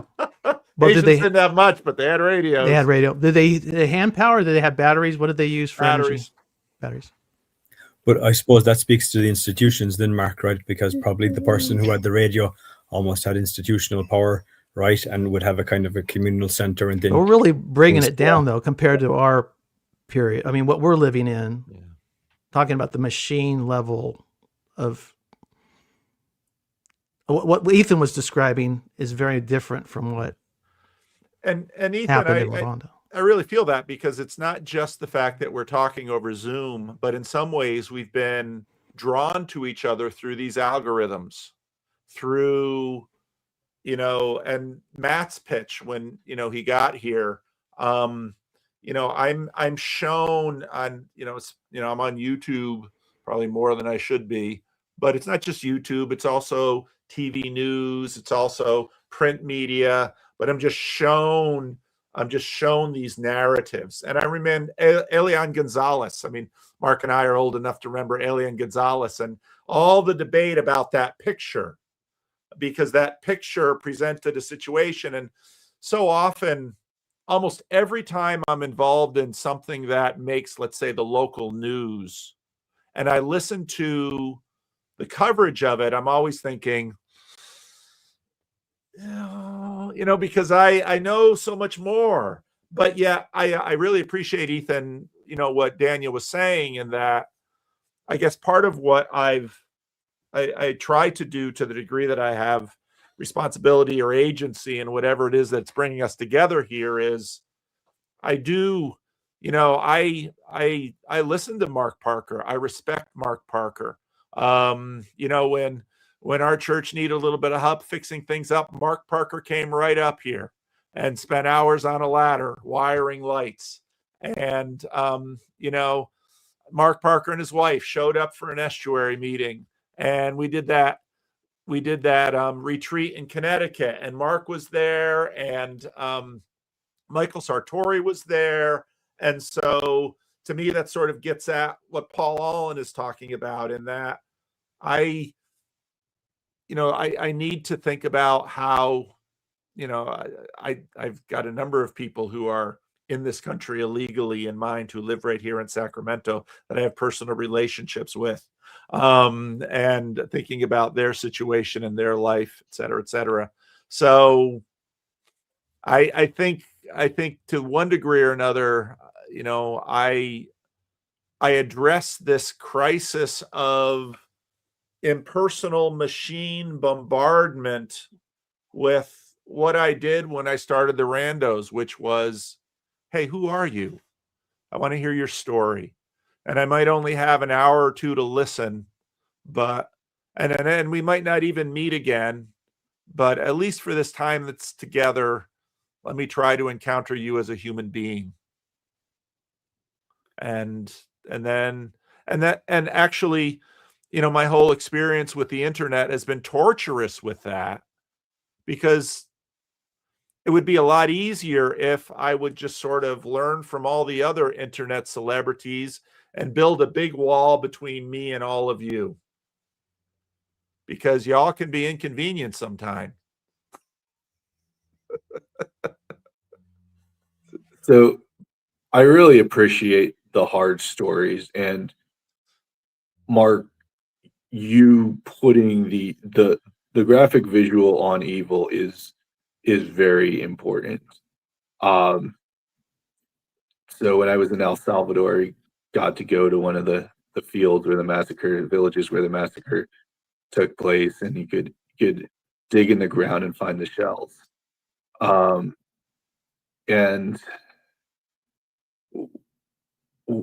we need to be reminded of these evils, which is sort of why I pitched this to begin with. And I think, like, I appreciate the passion, and my passion is hopefully my passion is this passion of struggle and what we do with this. And but I think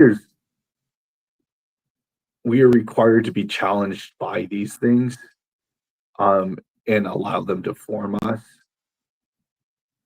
And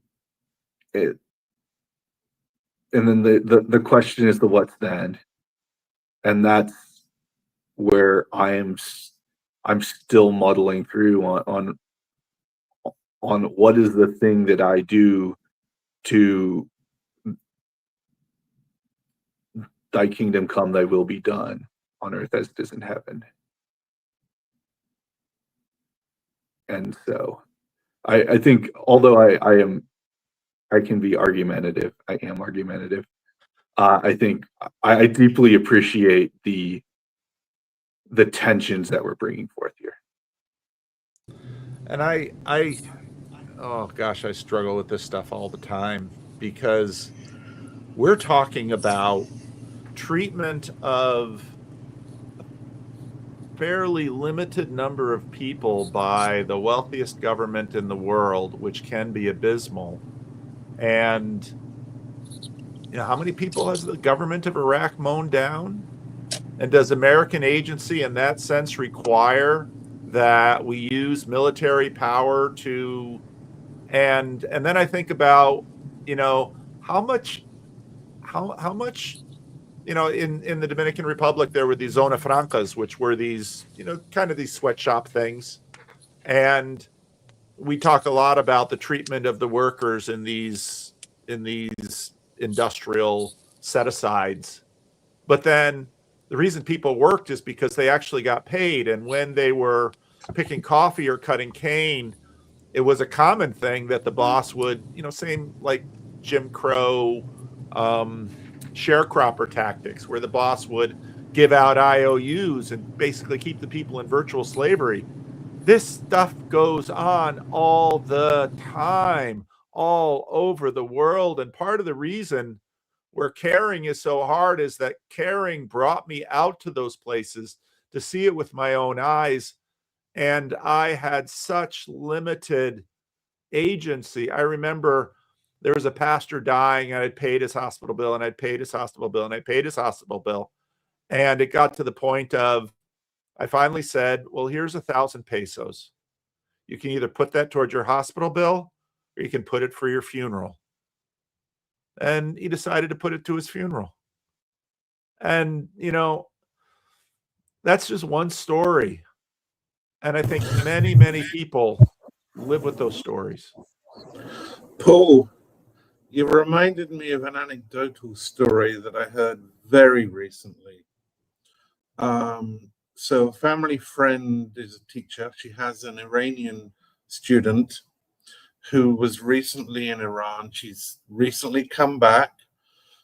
She said all her family are well and they're fine, and all her friends are dead. Yeah. And then we get to then back to Matt's pitch. Well, what's the connection to me? And then Paul's point. Well, I can sit here and angst about the world, but I've got Daniel sleeping next to the Spartan final. Maybe my care should be for Daniel. Ian, Yeah, you were 'cause, like- next. Oh, I'm sorry. I'm sorry. Good, Ian. There you go. Yeah, guys. I hope I sound okay. I'm driving. I just wanted to say that I resonate with Paul's analysis that the local agency, the immediate agency that you have in the world, is pretty much the fulcrum or the point of leverage in your and out that. I mean, obviously, I've been listening to you talk about this for 2.5 hours. It's very difficult to see how you can impact those things. But I've been having a lot of fun learning about the Mandelbrot structure as I try to get some thoughts out about fractals and sort of the fractal nature of reality. And I think that I think it was Ezra talking about the moffification of everything, and the idea is that you have this sort of Pollyanna view of like, well, if only enough people could switch their disposition so that they would be, trying to operate in a legitimate or benevolent way in the world, then things would change. But I actually think that that's the way that it works. And so the fractal idea that I have is like, when it's an infinite perimeter around the shape.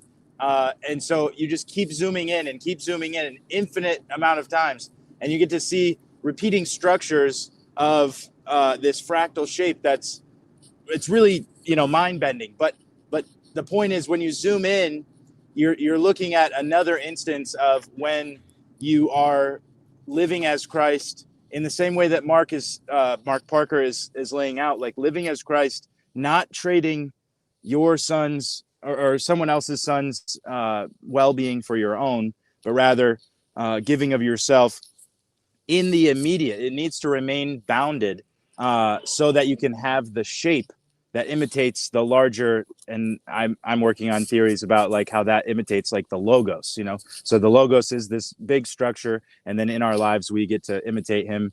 And those stories are infinite. And so Paul, PVK, your version of that is so beautiful in the Dominican, where you can't deal with the suffering at it's even a medium scale of the suffering, but you do deal with it on the personal immediate level.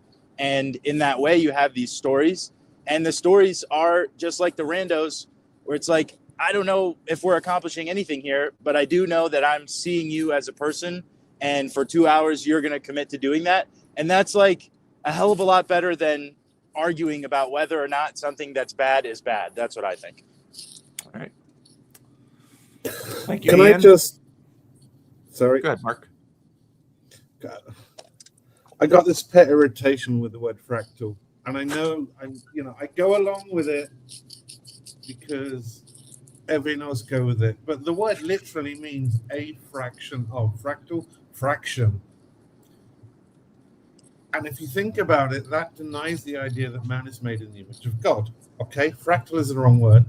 I'll go along with it because everyone else does. But it's not a fraction of. It's an exact replica of something higher or something lower. So something higher, God, man is made in the image of God. We're not a fraction of God. We're an image of God. It's different. Does that make sense? Please nod. Yes. Or... I see what you're saying. Yes. Yeah. Okay, cool. So I'm not going mad.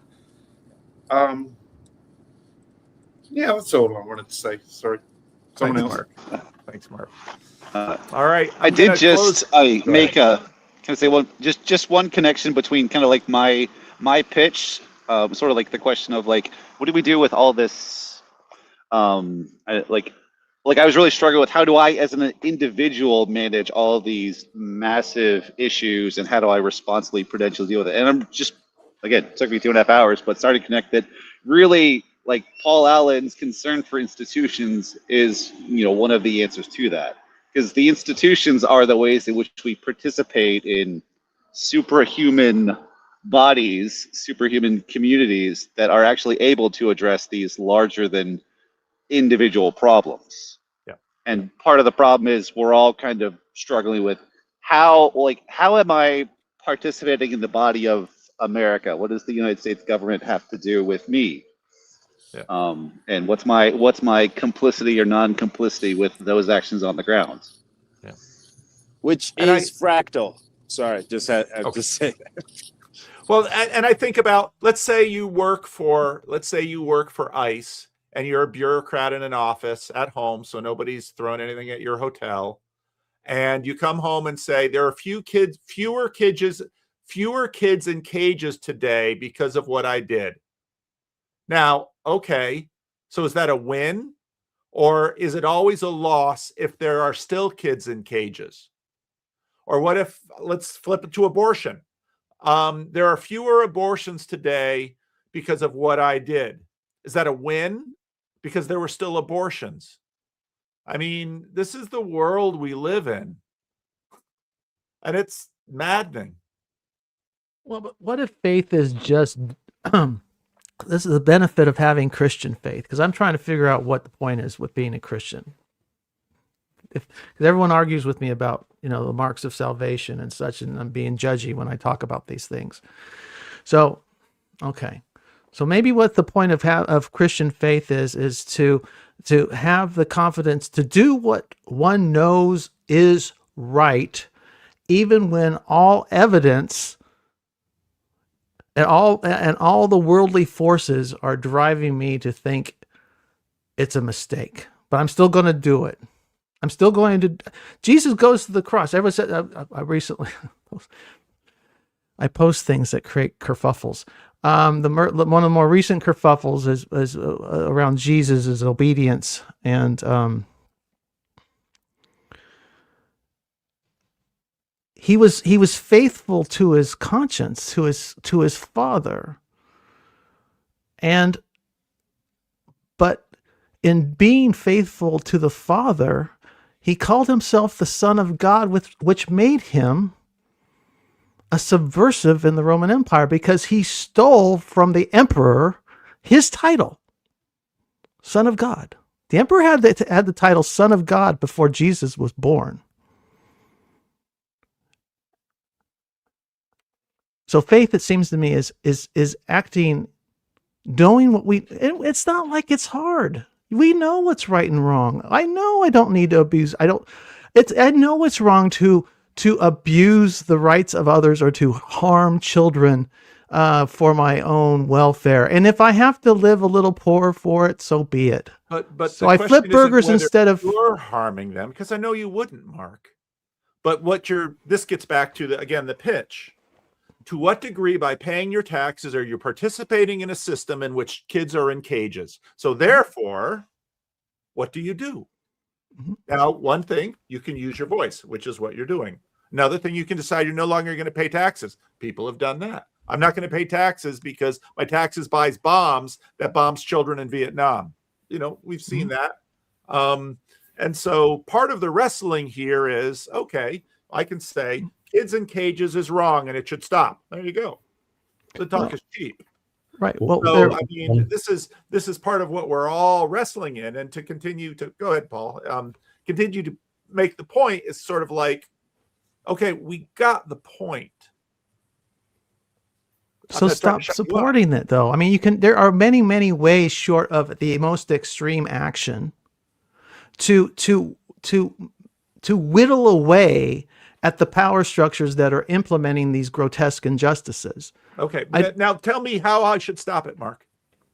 Should I stop? I'm not saying there's an answer to stop it. There's a way to add to leverage your position in society as an American citizen. Okay, now Instagram says in order for me to stop it, I shouldn't buy from Amazon today. That's a pretty easy thing. I don't buy from Amazon every day. I should do that. So then at the end, I can say, I bought from Amazon.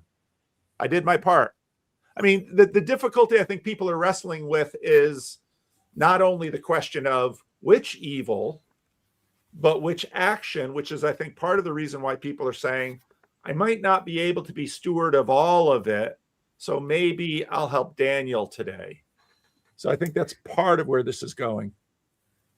Can I just very quickly say something, which is, I think there's a real rhyme between how you're talking, Mark, and what I've observed on what I would say on the right of American discourse, which is to highlight people who have been killed in accidents or other types of crimes perpetuated by people who were illegal in America. And in a way, there's a resonance, right?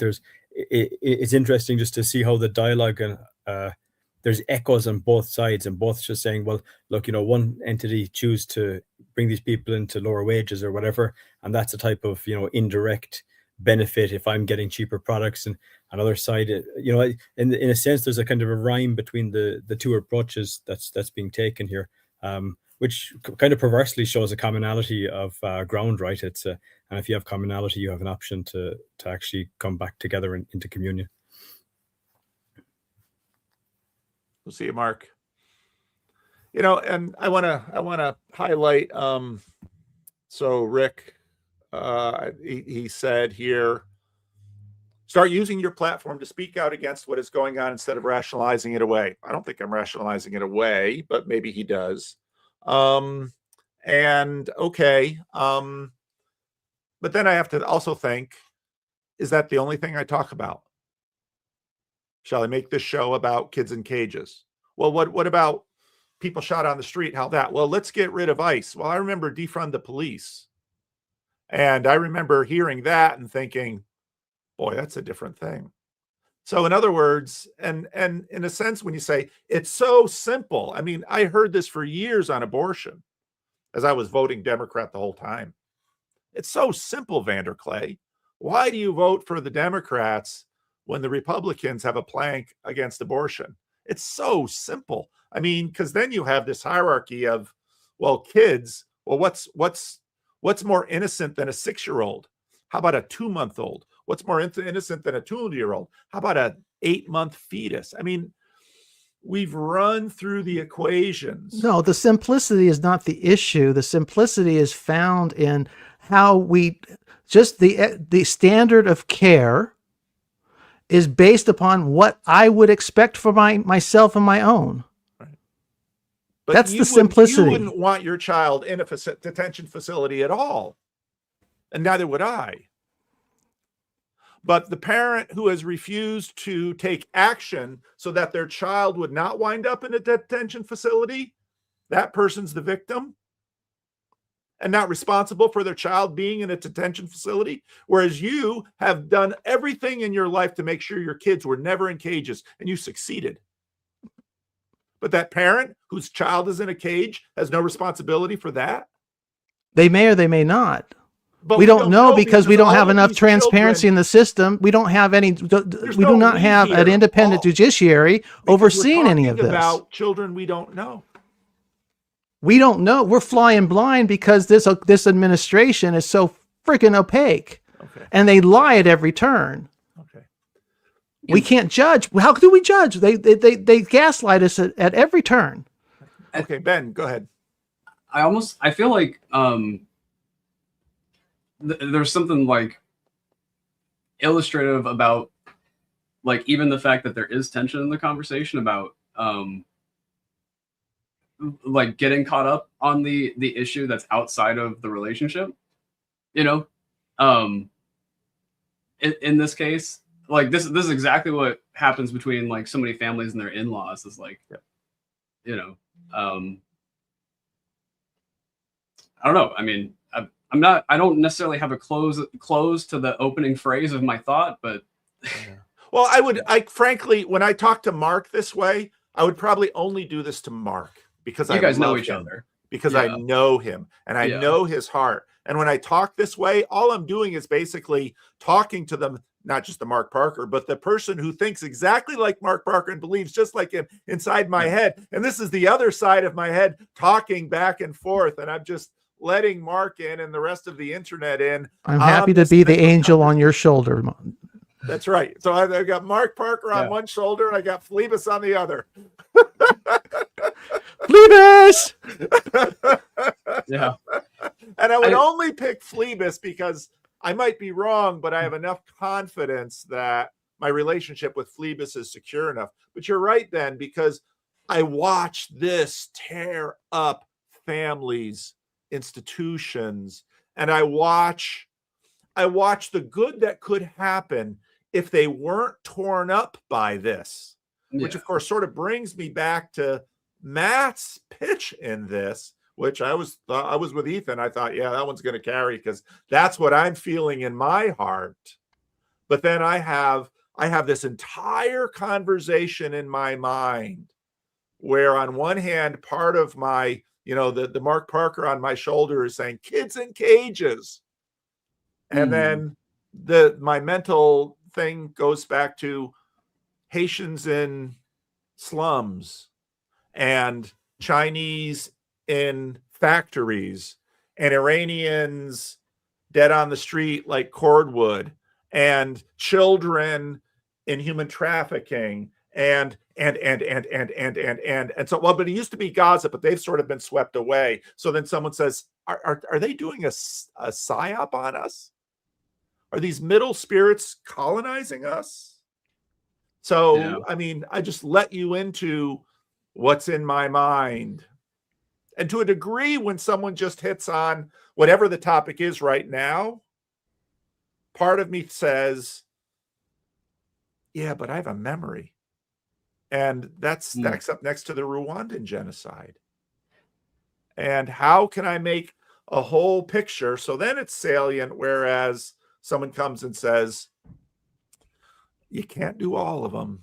So maybe help the guy on the street. But then I go out my door and I have all of these guys. I mean, that's how I live.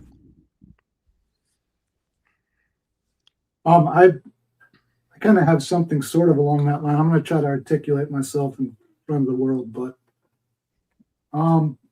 I've been called a contrarian multiple times by my friend Mark D. Parker, and I don't try to be, but I think I kind of am, and the reason is because you talk to people and they have their thing that they're mad about. And it's all, they just want you to be mad with them. They want you to share their resentment. And if I did that to everybody who has a resentment, I would just explode with anger. And, so just like as you were saying, I mean, there are so many different things, and I don't know, why should I mean,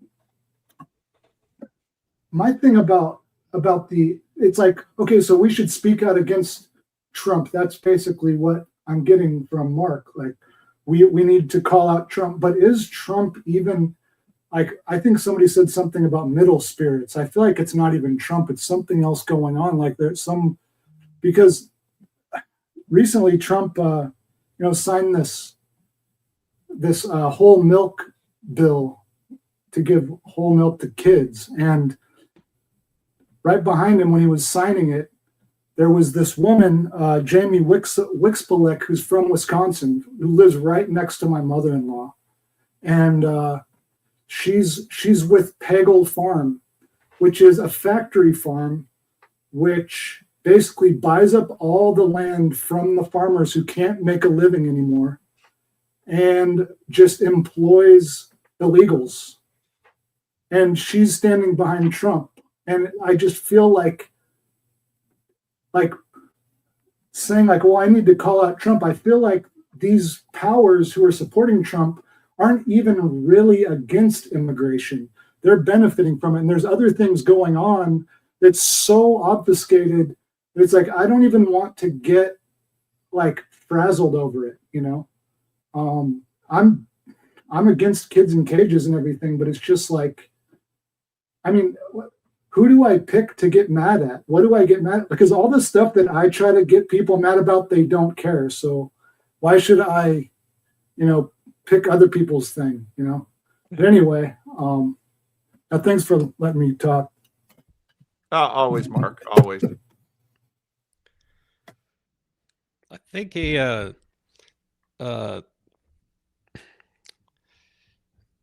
one of the things that I was thinking about was when does it become arguing about which is the best mafia family?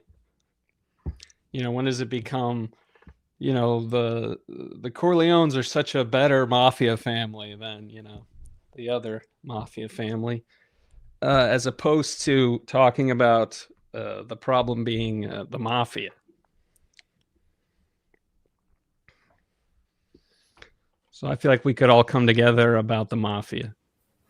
The problem is we happen mafias to be exist to provide order in chaotic spaces, which is a natural good. Do they at a provide cost. order in chaotic spaces, or do they exploit chaotic spaces? Well, it's interesting if you actually look at the history of the mafia in Sicily. It's a fascinating study because here you had mafia was basically not a great government in Sicily when they had no government. And so there's these hierarchies of speaking of hierarchies of grift, here he is. So Hi, yeah, everybody. these are tough. Go ahead, Grizz. I was just wondering if we could pray. I would like to pray right now. Would you lead us in prayer? I would like to lead everyone in prayer. Okay, you do it, Grizz. Anybody not wanting to participate can cam off or whatever. But okay. Dear Lord, our attention has been turned away from you and the good we can do to others by the evil set that focuses our attention on a giant bird with 2 wings, a blue wing and a red wing. And we argue and we fight about all of that and try to help push others into attention to it when our attention should be on you. And help us. Help us. Sometimes the saving throws versus mind control do not work, Lord. And in that case, we need your divine intervention. Amen. Thank you, Grizz. Chad, you're trying to get in. It says device not connected. Because I know you tried to get in before. There he is. All right, Chad, what say you? Is this working? It's working. We see you. Okay. I got to listen to a good portion of the stuff, so I might already just be saying something that people have already said, but yeah, I mean, I think what I find, so the discussion, the topics were good because they're pointing to Skankenstein. I'm with Stank. I personally don't I can't afford. I don't have the kind of the social capital or attention to spend on watching a video about any of this shit. It's and so is that, I'm wondering though, is for the last few years, we talked about something called spiritual bypassing, where, and I think that's interesting. And many people, I think, have found their way into a spiritual space where they're kind of trying to grow spiritually.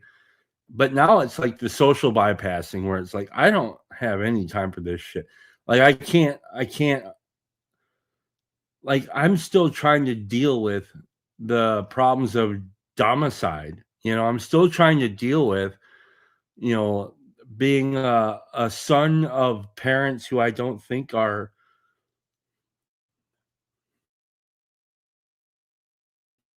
which is very unsatisfying. And I'm trying to be a father, and I don't even know what the hell that means. And meanwhile, I'm supposed to pay attention to this shit that's happening over here.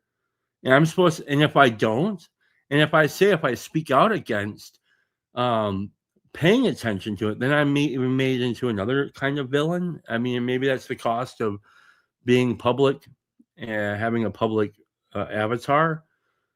So yeah, it's just so frustrating. My goodness.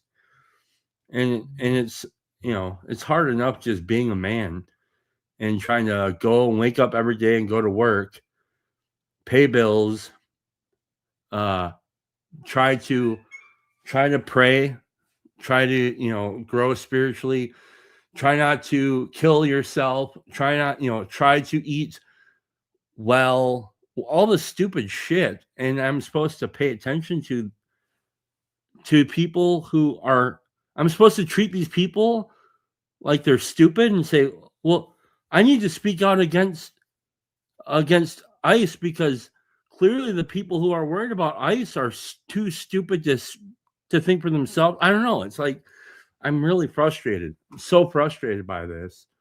And which isn't probably shocking to anybody because I'm a very unstable person. And I'm just one of I don't know how many millions of unstable dudes out there who are trying to not be unstable. I'm trying to just be a dude. I'm trying to be a good man and obviously failing, and the best I can do is show up in life, handle first things first, and then socially bypass. Is that the best I should do? Do you understand what I'm saying about this social bypassing? Or am I just sounding like a jackass at this point? And I had this exact conversation with my wife this morning because I have to, like I said, my most common prayer for my men's group is just ask God to give me wisdom in managing my time and attention, because that's the most valuable thing I have. Yeah. I mean, it's like, I don't know. I wonder, honestly. Here's an interesting thought.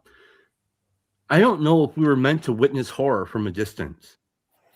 Like we could read about it, but to see it, right? I think it'd be better if we witnessed horror in person. Then maybe you have a right to say something. Unless you've seen it with your own two eyes. But you're not. So I would say, I'm in Southern California. I'm in Southern California. My kids that my wife serves are being traumatized by this shit. So it's very close to me, my friend. I just happen to be privileged enough to live a little bit farther away, and I happen to be white, so they're not going to bug me. So that's not. Why aren't you speaking? Why am I not speaking? What? Why am I not speaking? I'm asking you a question, a real question here. Why aren't you speaking out against the grievances against me?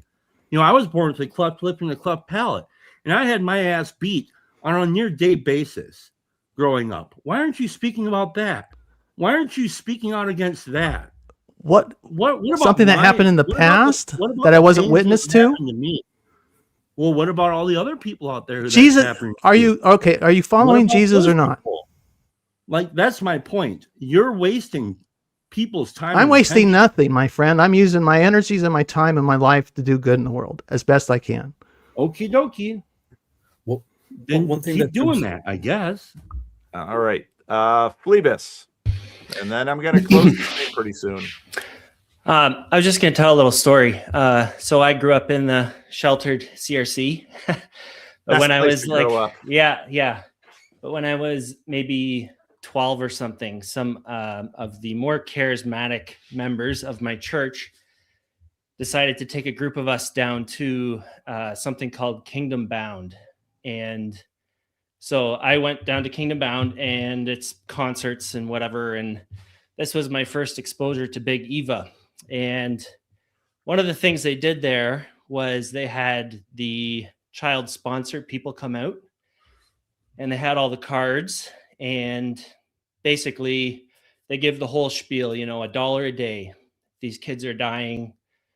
$1 a day. You can save a kid. And then they throw the cards in the crowd. So you can either pick it up, and obviously God has called you to sponsor that kid. And like Mark's saying, it's so clear, right? Starvation, evil, black and white issue. Everyone on this call, everyone in the comments can afford $1 a day. And if you don't pick it up, you're literally walking on the children. So it's very manipulative, right? It's completely driven by your guilt. And I was pretty young. It was my first kind of exposure to that thing. And that really affected me. Like, from that point, it's like, oh, I gotta I should be sponsoring some kid. I could sponsor more. And I don't know, it took me a while, like a long time. And I still think about that affected me. But I basically come to the conclusion that trying to harness this universal guilt is somehow putting yourself in God's shoes and being like, I'm responsible for the entire world. The issue is so clear, and I'm not a person who doesn't think, or who thinks we have no agency with these big events. I don't think we can do nothing. I don't think, like, some people are really turning local. I think there's spirits that can affect good stuff, and sometimes you should join that. Like I think a spirit that turns against Donald Trump and whatever, that could be a force for good. But these are way more complex than it's so black and white. And I don't know, the universal guilt, the universal responsibility, I think comes from somewhere else. You're not God. And every one of you right now, there's a child starving because you guys don't feel guilty enough. And anyways, that's all I have to say. Philippe, Go ahead, Jeremy. You wanted to say something? Yeah, very quickly. Ezra was talking earlier about a number of times about framing this in terms of mob and mafia. And, thinking back to The Sopranos, one of the common refrains in The Sopranos is, "Don't I gotta eat too?" When they're extorting somebody or they're trying to squeeze an extra cut from somebody, they're all like, don't I gotta earn? Don't I gotta eat? Who's gonna put bread on my table? That's and right. It's like, oh man, I'm sorry. Go beat the junkie to death, right? Sorry. So guilt is a very effective weapon, right? It is. All right. Any closing comments before I close the stream? And let me just say, I know this is hard. My heart, I don't like arguing. I really don't. Part of me does, but another part of me doesn't. But I do take it all in. And truth is, everyone on the screen, I know a little bit. Some of you, I know a little bit more. And I do respect all of you. And part of it is because, I know some of your stories a little bit, and some of your stories more. Matt and I had a wonderful conversation in the airport, and that was so getting to know his story. And Chad, of course, my life is so enriched by knowing Chad and knowing Mark. Oh, Mark is a wonderful man. And Phlebas, I know Phlebas a bit, partly just by commonalities and little texts. So so I appreciate you all, and I listen to you. I really do. And maybe the reason I have so many voices in my head is because I've let all of you in. So, and I appreciate it. Any final words? Sorry Mark, about that. There's no sorry, Chad. I'm glad you told the story. I'm glad you shared with us. I mean, that gets into this Daniel Gardner thing. I know you because of what you said. I was pretty hard on you, Chad, but I think you you being honest and truthful with us and yourself is beneficial to us all, and yourself. Yeah, I want you to be able to be. I don't know. Let me finish. Just say I want you to be completely honest, but in return, all I ask is that you allow me to be completely honest about myself, my views, and this is what I find a bit frustrating in the corner. Is I have so many people trying to talk me out of following my conscience. Yeah. And I take that don't take this literally, but I take that as demonic. That's how I feel in response to it. Like, why are you working so hard to make me not good? And I'll leave it at that. But that's where I'm left a little bit frustrated. If you feel my passions elevated, that's part of what's at work there. And I would also say, because I watch this dynamic a lot, and I watch Mark speak his mind, and I watch some of the regulars, Phlebas and Freerillian, kind of come back at him. And part of me in fairness says, why do these things bother Mark so much? But then I also ask, why does Mark talking bother these other people so much? And, because if there's something going on that makes Mark react, well, there's something going on that makes, and to put it back on me, that makes me react. And probably, Mark, part of it is I'm reacting because you're triggering something in my mind that says, Mark is right. Mark is right. But then the other voices are saying, the other voices that are all coming into what I think and what I do and what I say. It's super hard. Yeah, maybe it has something to do with maybe we're all kind of like in a strange way on a similar track. We have similar desires. We want the bullshit to stop. We'd like to be living in a world that's more beautiful, and it's frustrating because we can't seem to change it, though we think we can, and we have our own like ideas. Like I feel like I just don't think I'm gonna be like a righteous person. I'm not gonna be able to, like, at the end of the day, I don't think like when when Trump was asked if he was going to go to heaven or something, he kind of joked that he wasn't. Like, that was relatable to me. Like, I don't think I'm going to heaven. It's not my business. Hopefully my business is to continue to try to seek Christ, even though I'm going to fall short of that. But, continue to try to do good where I can. But yeah. And then, yeah. So yeah, that's the frustration. I think we all are sharing the same frustration. Maybe that's the commonality, is why. That's the frustration. Why does it have to be this way? Can't it be some other way? Something like that. I don't know. I got to go. All right. Thank you, Chad. See you guys. Thank you. The rest of you. See you, Chad. Gosh. What silly branding am I going to play after such a difficult live stream? It kind of breaks my heart to play Freddie branding because Freddie's not doing real well, but he's doing a little better. I got him out of the house, and he went with me through a drive-through. And so that was a step forward. I thought that was good. But thank you all. And I appreciate what you do.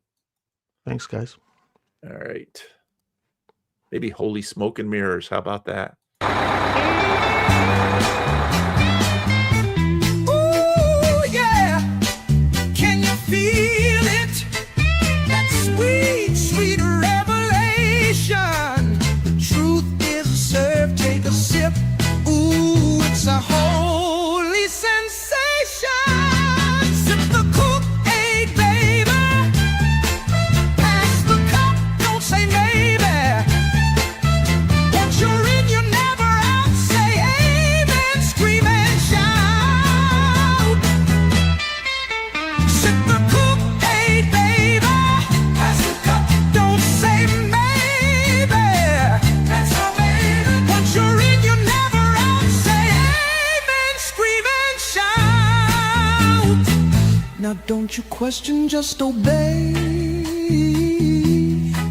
Groove with us and fade away.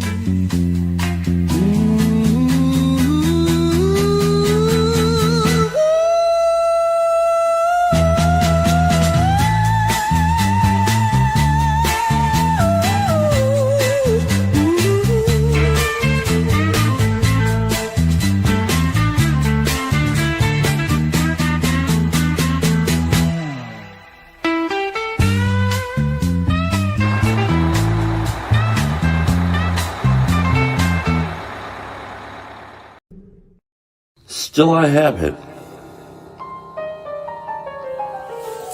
There are moments I conveniently forget that I'm a 40-year-old man. The last vestiges of a ghost long dead. The ghost with a messiah complex. A messiah too lazy to rise or ascend. Happily hurt and hard. The hanger-on or haunting of a time past. A heroic dream of the harrowing of hell. Failure to launch. Cling to a life vest. Treading in spells that linger and last. Mom and Dad, righteous and mad, daydreamers with ghosts of their own. My memory of them stoic, looking with aims to pretend, always on the brink of somewhere, each a child dancing on the fence. On down the river, dreamt in the sunshine, Saturday morning cartoons, the only Sabbath I knew. A disciple of Jim Henson and John Hughes. Worship in cathedrals where the Toys R Us, baptized in ball pits, a clown served the sacrament we eat. More Pepsi and Pizza Hut. Say please, say cheese. Between Kurt Cobain, a scrambled cable screen, towers tumbling, Super Bowls, and reality TV, the ghost is constitutionally unwilling and intrinsically unable to see and be seen, searching madly for attention to seek. But you can be anything. Never say never. If you've got nothing nice to say, don't say nothing, ever. Don't talk to strangers. See what I say. Just do it. You don't listen very well, do you? You don't do very well, do you? You're not looking too good, are you? Keep up. Appearances aren't what they seem. Will you ever grow up? You look like you're stuck. I think you took too much.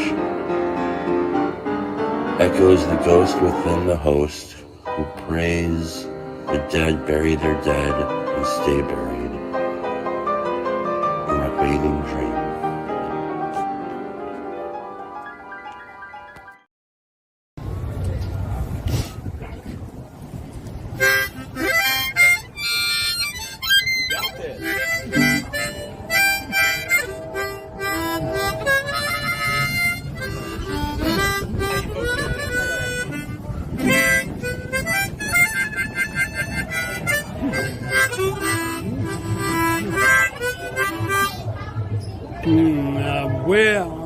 Where are you here? Oh, there I am. Hey.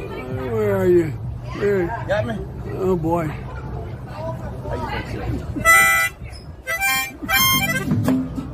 Yeah.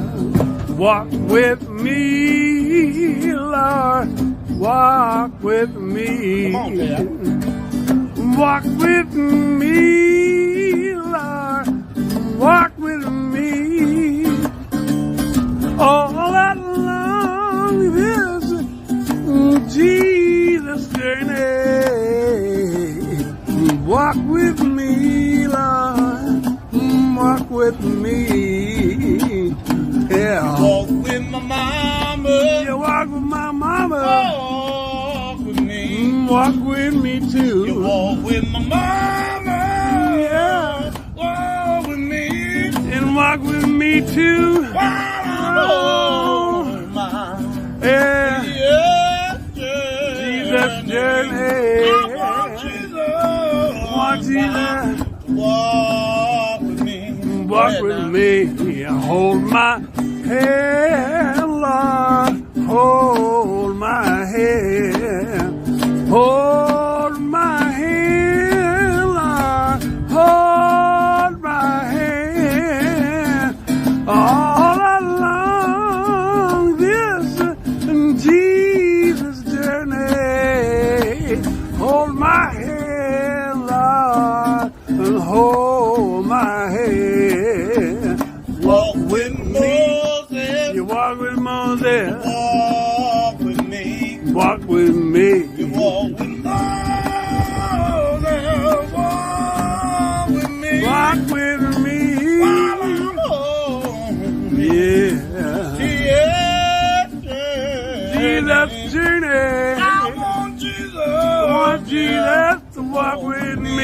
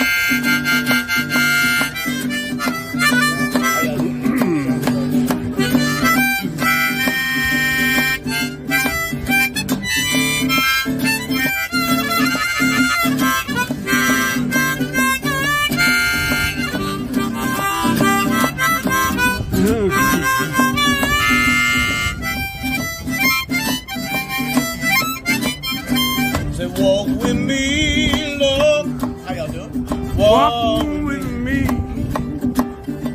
Walk with me, Lord. Walk with me. Walk with me.